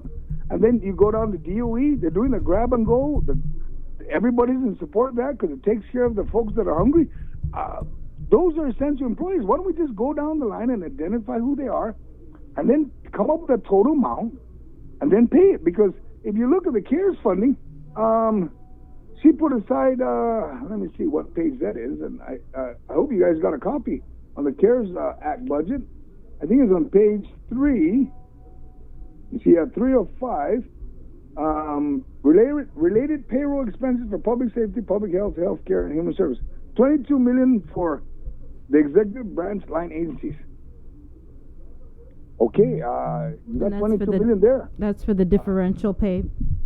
Yeah, but we need to understand first, Sabrina, if you have a rule, it's like the law. You can't trump it with an executive order. You have to comply first with the law, and then if you want any amendment to it, then ask the legislature and say it up front, because the law existed before the pandemic, and say that that it could be a cost that may be overrun. And the first thing we're going to respond to the legislature is that, well, who are you bringing in?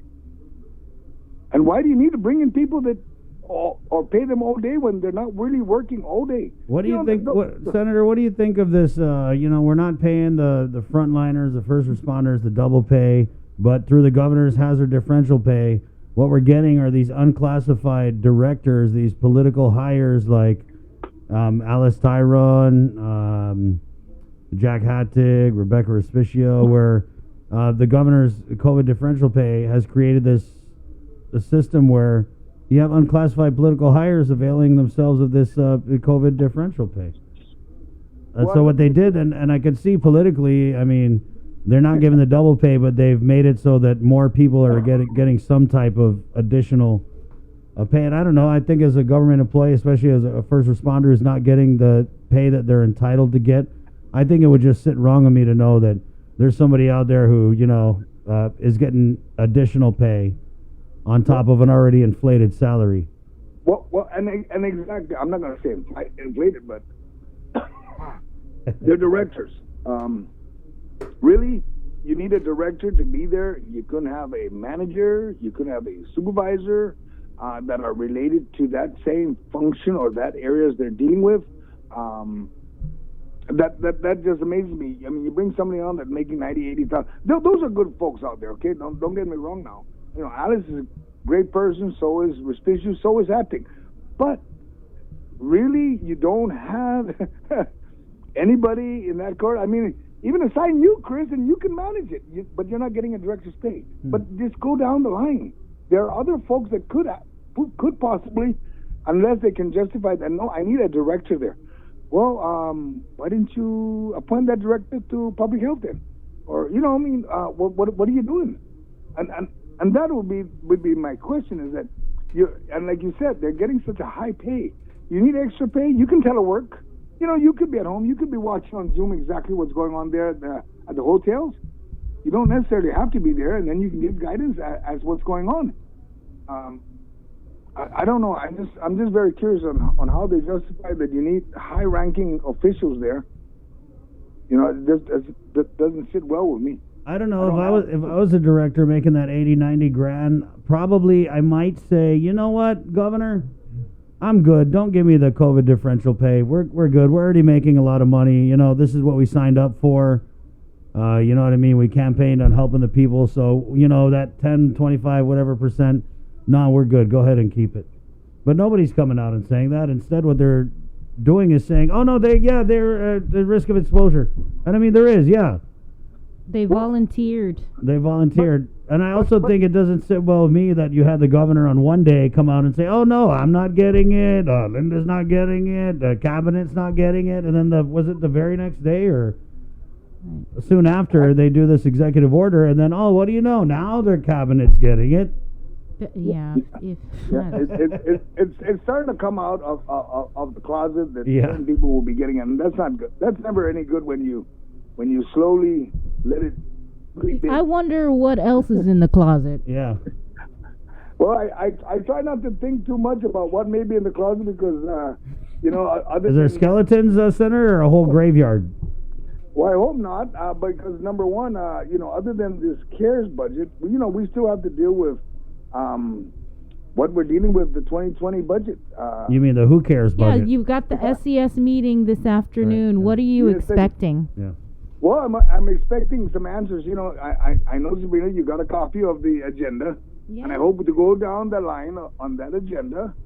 And I'm really looking forward to the administration responding and answering all the questions because a lot of folks are wanting to know where's my tax refund, where's my stimulus check, and I honestly believe that Daphne Shimizu, the director, is willing and is ready to respond and answer those as clear as possible. I believe that everyone there is going to be able to respond, and I hope they're as complete with the answer and not I'll get it to you kind of respond, because getting to you is you're a day late and $1 short. Just get it to us today at 1:30 and be ready. The agenda went out, and it can't be that hard to fill. Did they confirm? We've got so far. I mean, we got a confirmation they're going to be participating, and we're going to be on Zoom, so they can't make the excuse they have to worry about the COVID. Right. And if they're gonna appear in person, we could have made sure they were 6 feet apart from each other so they can't look at each other's notes. I mean, if that's what they need. Senator, are you including the Republicans in your budget meetings? Oh, on the SES, yes. As a matter of fact, the SES, all the senators are included. I never ignore the Republicans because I know that we're friends. I always tell them you can participate. Hold on a minute here. You are friends with Republicans? Of course. Most of them are my cousins to begin with. I mean, I think it's going to be a well-known fact. I think we all know that the revenues have dropped significantly into the government of Guam. Are you anticipating anything from any talks about cuts? Well, I look at it this way, Sabrina and Chris, is that number one, the governor already has admitted that it could be as much as $53 million by the end of the year. So the Office of Finance and Budget is looking over the budget of 2020, looking at this CARES budget. And if there's anything identified in the CARES budget that was identified in the local budget, we're going to start, identifying them and separating them to the side and coming up and hopefully reach that amount. I'm really hoping that we don't get down to get up to 53 million shortfall. I'm hoping that with the stimulus checks, with all this money that's going to be hopefully floating out soon, like tomorrow the governor's stimulus money is going to come out. Next week the federal stimulus is going to come out. Hopefully the following week the unemployment is going to. I wish everything would come out and just be done with. But right. But the key is going to be is that you can float millions and millions of dollars to the population, but if nothing is open, but the grocery store, they're not going to buy any. They're not going. I'm going to buy 1,200 of groceries. I don't care. I'm going to do it. You got to find a way to spend this stimulus.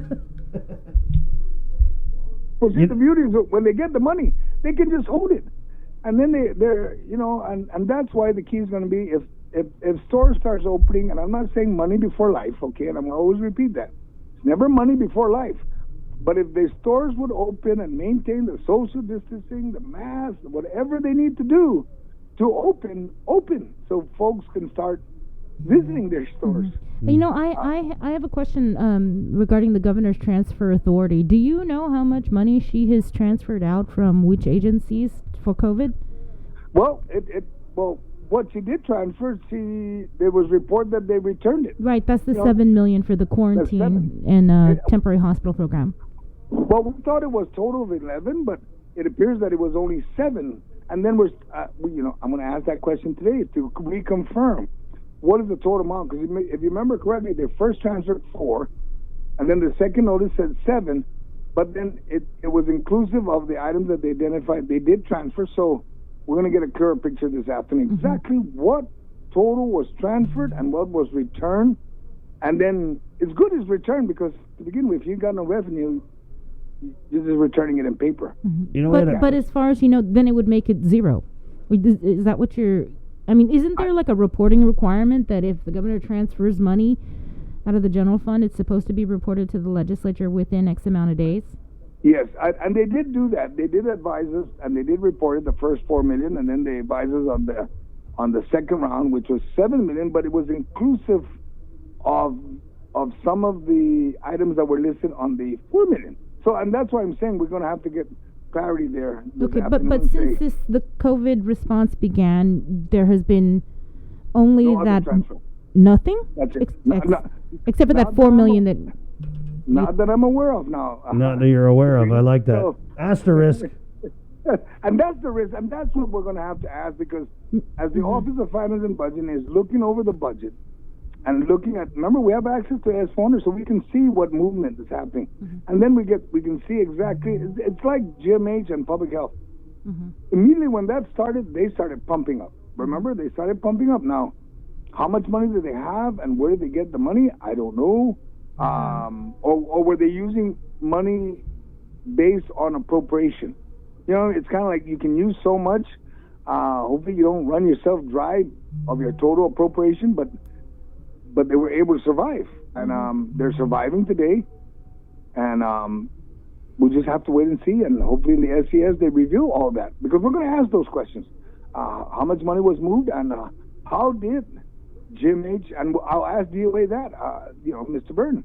Is there a difference between moving money from one agency to another than transferring from the general fund? I mean, you can move money from one agency to another. Can you do that? Senator? Hello? May have lost the senator. Senator, are you there? I think Adelup took him away. They're like, that's enough out of you, Senator. No, but you can move money from one agency to another. Not you don't have to report that. You know, budget. That's my week. Okay, so let's go, Senator. Boy, we lost contact. It's okay. I was just saying. I think Adelup jammed the line. Hey. No, but Senator, can you move money from one agency to another if that agency needed financial help without having to report that? Well, you got to look at it this way. Let's hypothetically say GMH needed some money to buy masks or PPE, and Public Health was able to acquire it, and they got it. I honestly believe that they might. That's not a good practice. Let's start with that. But they might have done that, and I'm not going to say they did, or it could have gotten from the governor's office that they purchase whatever they need to purchase, send it to them, and then they're going to go back and fix the numbers or fix the what they did. But anything is possible. Like the double pay. You're required to pay, but I'm not going to pay you because I don't have enough money. But I'm going to tell you to come in because you're essential. Right. Yeah. What do you, Senator? What do you make? We got a couple comments here regarding the stimulus and local aid. Harvey had commented that $1,200 is going to pay GPA, GWA, and rent. It's already gone. Someone else had commented in here that the purpose of the stimulus was to boost the economy, but this stimulus came too late. So it almost reminds me of trying to perform CPR on somebody who's been dead for hours. Understood, but there are certain things that happen that unfortunately happened that was beyond the control of the governor. Right, yeah. To go back to these comments, someone had said, in looking at this CARES Act budget proposal, Masaya, 1 can of sardines for each resident who's hungry. They don't have any, other than the 20 mil, the plan. People are saying, where's the food assistance, which is allowable under Treasury? Do you agree with that? Do you think that our people still need more help? Well, I would have to reach out to DOE and find out how is that movement on the grab and go. I honestly believe that there are a lot of folks out there that are still struggling, and it's like it's like some of the folks that are out there asking for help. They'll say, "Hey, I need money to buy food." You give them money, then you find them elsewhere, not buying food. Like some of them that have come to my office before and said that, "Can you assist me with food?" I said, "Sure, we can." I said, "How much food did you need?" He says, "Well, if I can get $20 or something." I said, "Okay." So I have one of my staff take them to the store and we buy the food. He goes, "No, I just wanted 20. No. We're going to buy what you need. We're not giving you the money for it." We'd be very specific. Now the question would be is if folks are hungry, the governor has mentioned public health is open to issue out the food stamp. Unfortunately, it's not as fast as we would like it to be, but that's beyond anybody's control when it comes to the process of food stamp. But if there's money on this CARES, and if it was intended to actually provide food on the table, the question is going to be, should I buy you spam for you, Chris, but I'll buy corned beef for Sabrina, and then for Jason, I'll buy him corned beef hash. No, he likes Vienna sausage. Oh, see? Or are we going to have catered lunches? Yeah. Exactly. And if you look at the cost of that, it's going to be, the question is going to maybe do a care package. With a little bit of Godiva chocolate. Yeah. Are you getting those donations, Senator? Do you know anything about some free meals that anybody getting free meals? Are you guys getting the Godiva chocolates that they're getting up at Civil Defense? No, you like chocolate, Senator? Well, Godiva, that's like top of the line. That ain't no Hershey's. No offense, Hershey's. No offense. Well, I go to Haagen-Dazs first before I go to Godiva. Not too shabby. Okay, Senator, I think we run our course. I definitely want to thank you. We'll be watching the SES meeting. Yeah. Yes, and if you have any questions, feel free, because we're on Zoom. Text me. You got my number. Text me, and as soon as I can read it, without being obvious on the TV that I'm reading the text, I will ask the question. You got to give us our own ringtone, so you know it's us. Oh no, I have my phone right next to me. Okay. Save Sabrina's number as something else, so they don't know it's Sabrina. Just don't put it on don't answer. Don't put that. Oh, you mean ignore or decline? Yeah. No, I try to answer you folks, but it's just that it's just timing. Timing's the key. But if you do text me something during the SCS, I should be able to ask those questions. Okay. Right. Thank you, Senator. All right. Good luck. Okay. All right. Wash your hands. More than luck. Okay. He needs a magic wand. 9:43. Let's get Tomas Maglotny up, our correspondent on the latest with COVID-19 in the Northern Marianas. Good morning, Tomas. Good morning, Chris and Bree. Here's the latest on containing COVID in the Northern Marianas. The CNMI confirmed its 15th case of COVID-19 yesterday on Saipan. The NMI Governor's Office says that a 17-year-old male was identified as a result of contact tracing and the community testing initiative. The task force adds that with consultation with the CDC, HCC considers this case not to be part of a new infection chain and is not considered infectious. Of the now total 15 confirmed cases, 2 have died and 12 have recovered. They add that he did not exhibit symptoms of COVID-19 and was confirmed for diagnosis at CHCC laboratory. KUAM reached out to CEO Esther Muña last night asking what does it mean to have a confirmed case that is not considered infectious. This is a response that CHCC CEO Esther Muña gave to KUAM. She says that the 17-year-old's mom was one of the 14 positive cases before. At the time when his mom was diagnosed, because he didn't present with symptoms, he wasn't tested. The CEO adds that he was tested at community-based testing and still presented with no symptoms. He's no longer infectious. She clarifies with KUAM that we validated it with the FDA-approved test. Per the doctors and CDC, it is likely the test is detecting viral debris that remain in cells. She adds that it is determined that it is not considered a new infection chain and therefore non-infectious. Also in other news, NMI Congressman Kilili sharing that $27.9 million are secured for the Marianas education, urges the governor to fully fund the public school system. In a letter to the governor, In a letter to the governor today, Congressman Sablan urged the governor to use the set-aside funds for the public school system so that all furloughed PSS teachers and staff can be paid in full for what they're owed for this school year. And so the 10,000 students of the public school system here in the NMI have the greatest possible opportunity to learn. The Commonwealth budgeted $37.7 million for the public school system in fiscal year 20 Appropriations Act, and only $11.9 million so far has been conveyed to the school system. And more news on the stimulus check for the Northern Marianas. The Department of Finance announces opening of stimulus check web portal for direct deposit. That website is finance.gov.mp/stimulus. Again, this is for the Northern Marianas, finance.gov.mp/stimulus. They say that upon entering the web portal, residents will need the following items: a copy of your 2019 tax return if it was filed, a copy of your 2018 tax return, and your banking information.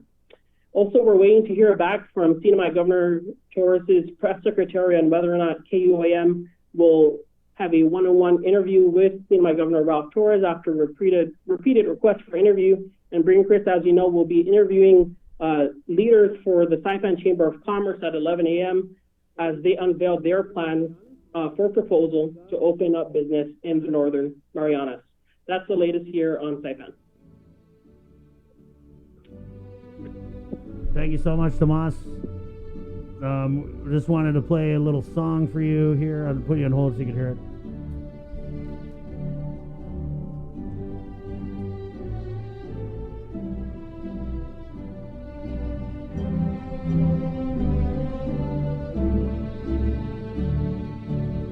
I play this for all the FD kids. And to you, Tomas. Everybody who's supposed to graduate, but the COVID. Yeah, and Tomasa, you're supposed to graduate today, right? Sorry, what was that? You're supposed to graduate today? Is today your graduation? I woke up at 4 a.m. and I took my last final exam ever of undergrad. So happy to be finished. And it's so funny because I run into a lot of people who've been watching the news and they're like, "You're still in school?" Yeah, I'm still in school, but now I just finished my undergrad. So happy to. Hey, to all the graduates out there. Congratulations. So many of us are at home, but you know what? We're going to continue to celebrate at home through Zoom parties and all of that stuff. And guess what, Chris? What? We don't mute on our Zoom parties. Yay, no muting allowed. I'm going to get you a lei with like a bunch of hand sanitizer and Man, speaking Clorox of wipes. muting, what is up with the governor and the CNMI? Like zero press conference since, I don't even know, since it seems. What's interesting is that as we're trying to get, yesterday we were told that we might get an interview today, so we were planning for that, had all the questions ready, sent the subject areas over. But so far, what we're hearing right now from the press secretary, Kevin Bautista, too, is that he hasn't had FaceTime with the governor to even ask him. So that's the additional barrier that we're being told is in place now. So we hope to get him tomorrow. And Bree, even you've offered every day on the morning radio show for him to call in addition to a one-on-one interview with me. So, our schedule is wide open. We hope to hear. That's right. So give us a call. We'd like to do this interview with CNMI Governor. I'm sure the people would love to hear from you, other than your Facebook posts. So thank you. Right. We'll continue to keep them updated. So again, those latest numbers, the CNMI has 15 confirmed cases of COVID-19 with 2 deaths and 12 recoveries. And just an update on the total number of community-based testing specimens collected so far since we begun in the CNMI. That's now at 1,797. So we're waiting for more results. All right. Thanks again, Tomas. Okay, wait, Tomas. Congratulations. Yeah, yes? Tomas, this is Jace. Right before you go, you actually do have a special shout out from Benita Mangonia, who is saying, "Congrats, Tommy. We're very, very proud of you." And man, yeah. I also wanted to say, do you realize, Thank you so much, Chris and I are like the big sports guys, right? Do you realize the sacrilege, the heresy you are committing by transferring, basically doing your undergrad studies at UC Berkeley and now, in theory, going to grad school at Stanford? So when it comes to the big game, who are you going to cheer for? Are you all Golden Bears or are you all Cardinal now?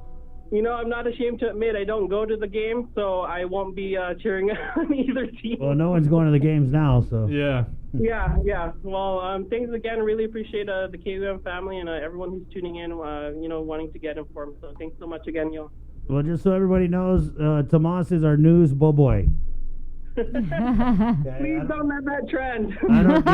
Can you guys hashtag that news boy? Oh boy, here it goes, trending. Tomas Maglonia is our news boy. No matter how old you are, no matter how mamulu you are, even if you graduate, you're still going to be our news boy. Oh yeah, I was talking to Lacey from the newsroom, and she goes, "You're 12, right?" No, 13.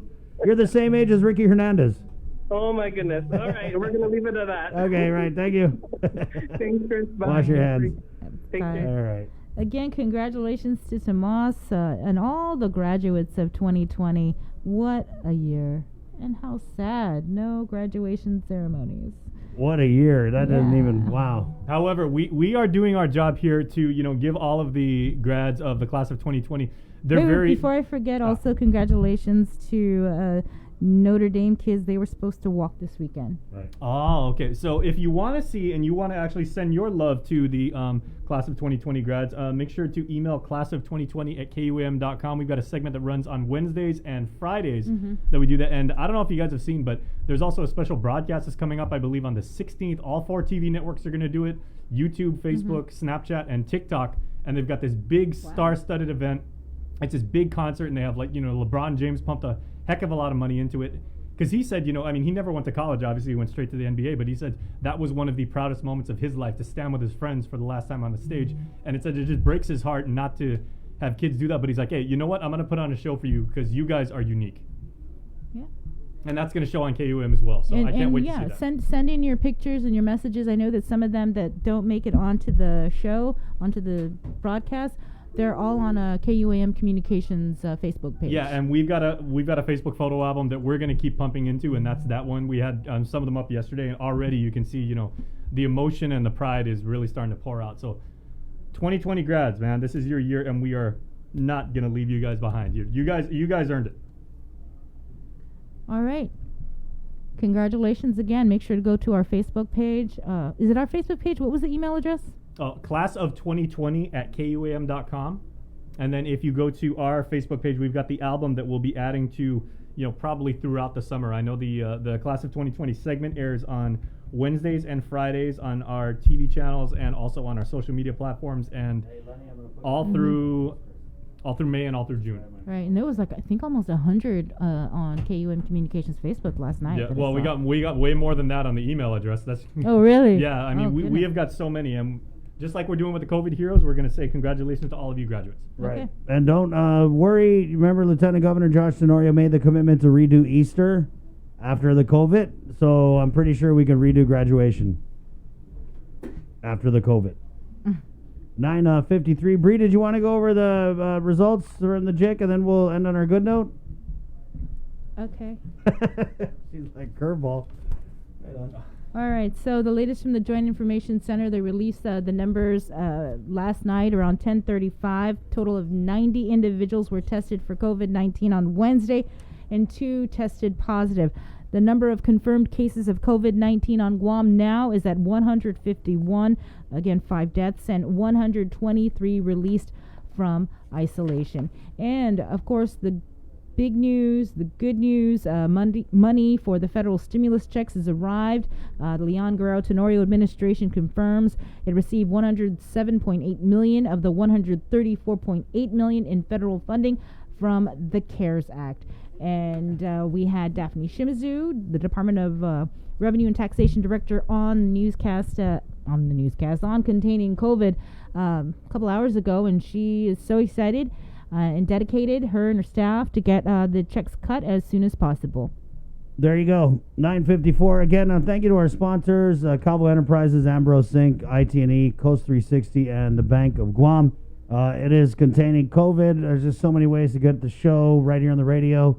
We got an audio stream, Docomo Channel 10, streaming live at KUAM.com and the KUAM News app, and also on KUAM TV 11 from 8 to 10 in the morning. And last but definitely not least, a big shout out to our Facebook live audience, where we're trying to get News Boboy. It is already trending. People have hashtag news bobo. Man, people are wondering, Chris, though, what is the acceptable spelling? Because some people are putting BOBOI, some people are putting BOBOY.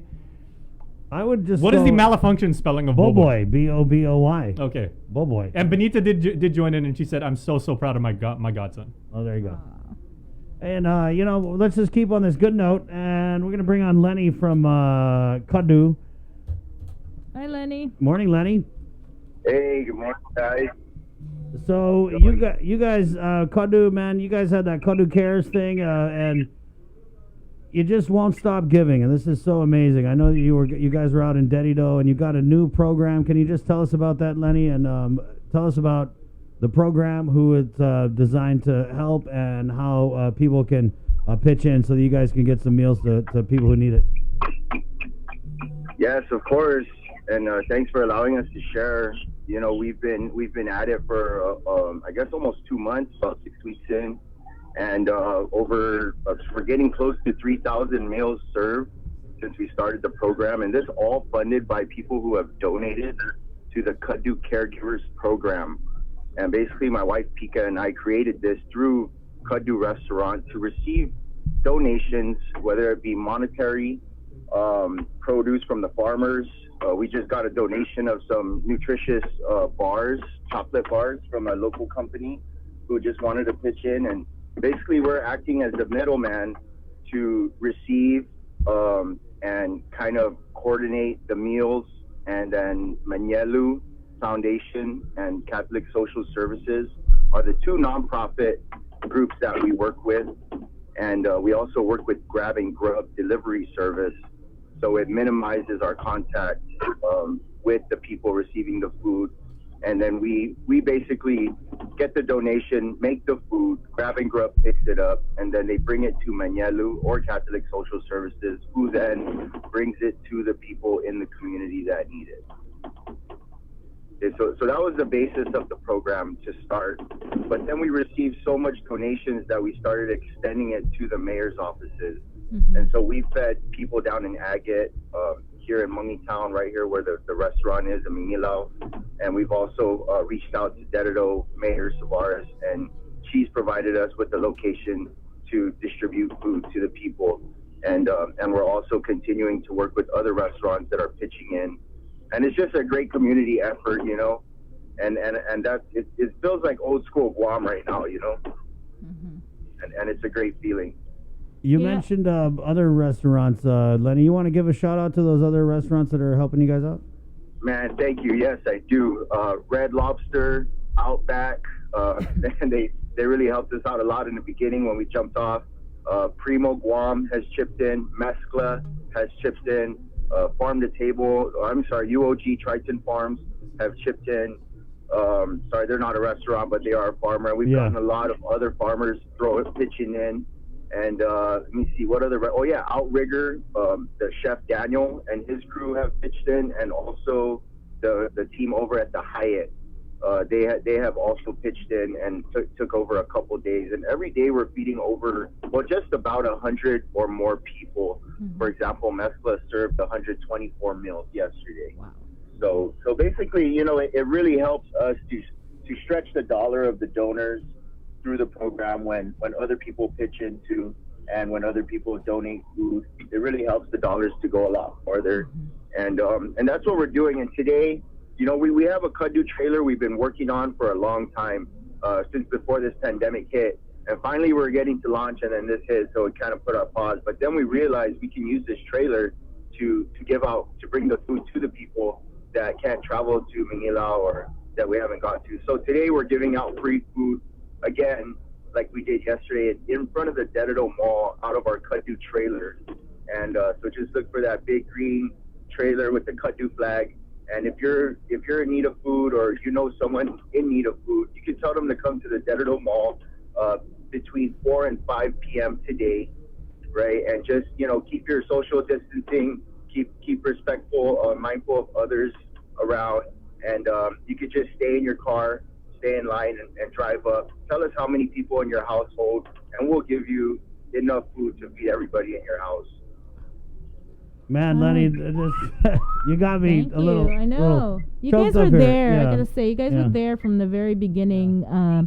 I remember we spoke with Pika, and this was, gosh, early on. Early on, yeah. Early on, and it's and you Well, guys if are feel still that, out if there. you feel that fugu a little bit, Chris, Yeah, I you do. know, when I'm telling you this thing, that's just the spirit of Guam. And that's what I was going to say. This is what Guam is about. When people talk about the resiliency of our people, when they talk about the compassion, the Yanafa Maulik, sometimes it's hard to see, you know, and with these problems we've been having with the government, but with people like you, Lenny, and all the people who are helping you, and you know, the staff and the donations. I mean, for you to feed thousands of people, just, you know, based off the generosity of our island, and to have all your partners in the culinary industry stepping up. I mean, really just can't thank you guys enough. And I just want to let you know that you guys are definitely big time COVID heroes. Well, hey, thanks. Thanks. And you guys as well, you know, bringing the info to the people. And we, you know, like Sabrina said, we've been building on this foundation since we opened Pika's Cafe over 10 years ago. And that's just what it's always been about, is community. You know, so it's not about Kadu or me and Pika. Really, it's just about the sense of island hospitality, Napa Maulik, taking care of each other. And that's what the Kadu Caregivers program is about. And you can see it on our website, kaduguam.com, to see how much money we've raised, who's involved, how you can get involved, and also where we're at with everyday use of the funds. We've raised over, I think, about $25,000 monetary. Wow. You know, so we still have, you know, probably $10,000 more, maybe like 7,000 meals we can serve. And as long as you keep donating, we can keep this going. So thank you, Guam. Thank you to all the donors, and thank you to all our business partners, farmers, everybody who supported us. And please continue to support. We're putting the food out there to the communities this month. Thank you very much, Thanks, Lenny. Hey, thank you, guys. God Take bless care. you. God bless Watch your Kadu. hands, Chris. Watch your hands. Everybody's beating you. All right. care. There you go. Lenny Farron, of course, of Kadu Guam. Awesome. That's just so awesome. Yeah. So awesome. 10:02. Yeah, Jay, are you good? Okay. He's just getting some hand sanitizer. Hey, thank you guys so much. You know, you guys supporting what we're doing here on this show has just really given us that fuel to keep on going through this, you know, COVID-19 public health emergency. And you want to talk about people helping Kadu and getting meals. You guys have been our sustenance throughout this. You guys are the reason why we're here, why we wake up early in the morning. And thank you guys for that. You know, good job, Joe, sir. Jason Solis, good job. Right on. Sabrina, good job today. Good job, Christopher. Okay, so it's 10:02. We're KUAM-FM and Agatnia, Guam. We will get back at you tomorrow for the Friday, and hopefully it'll be as feel-good a Friday as we can have. Checks are coming out, right? Checks are going to be cut.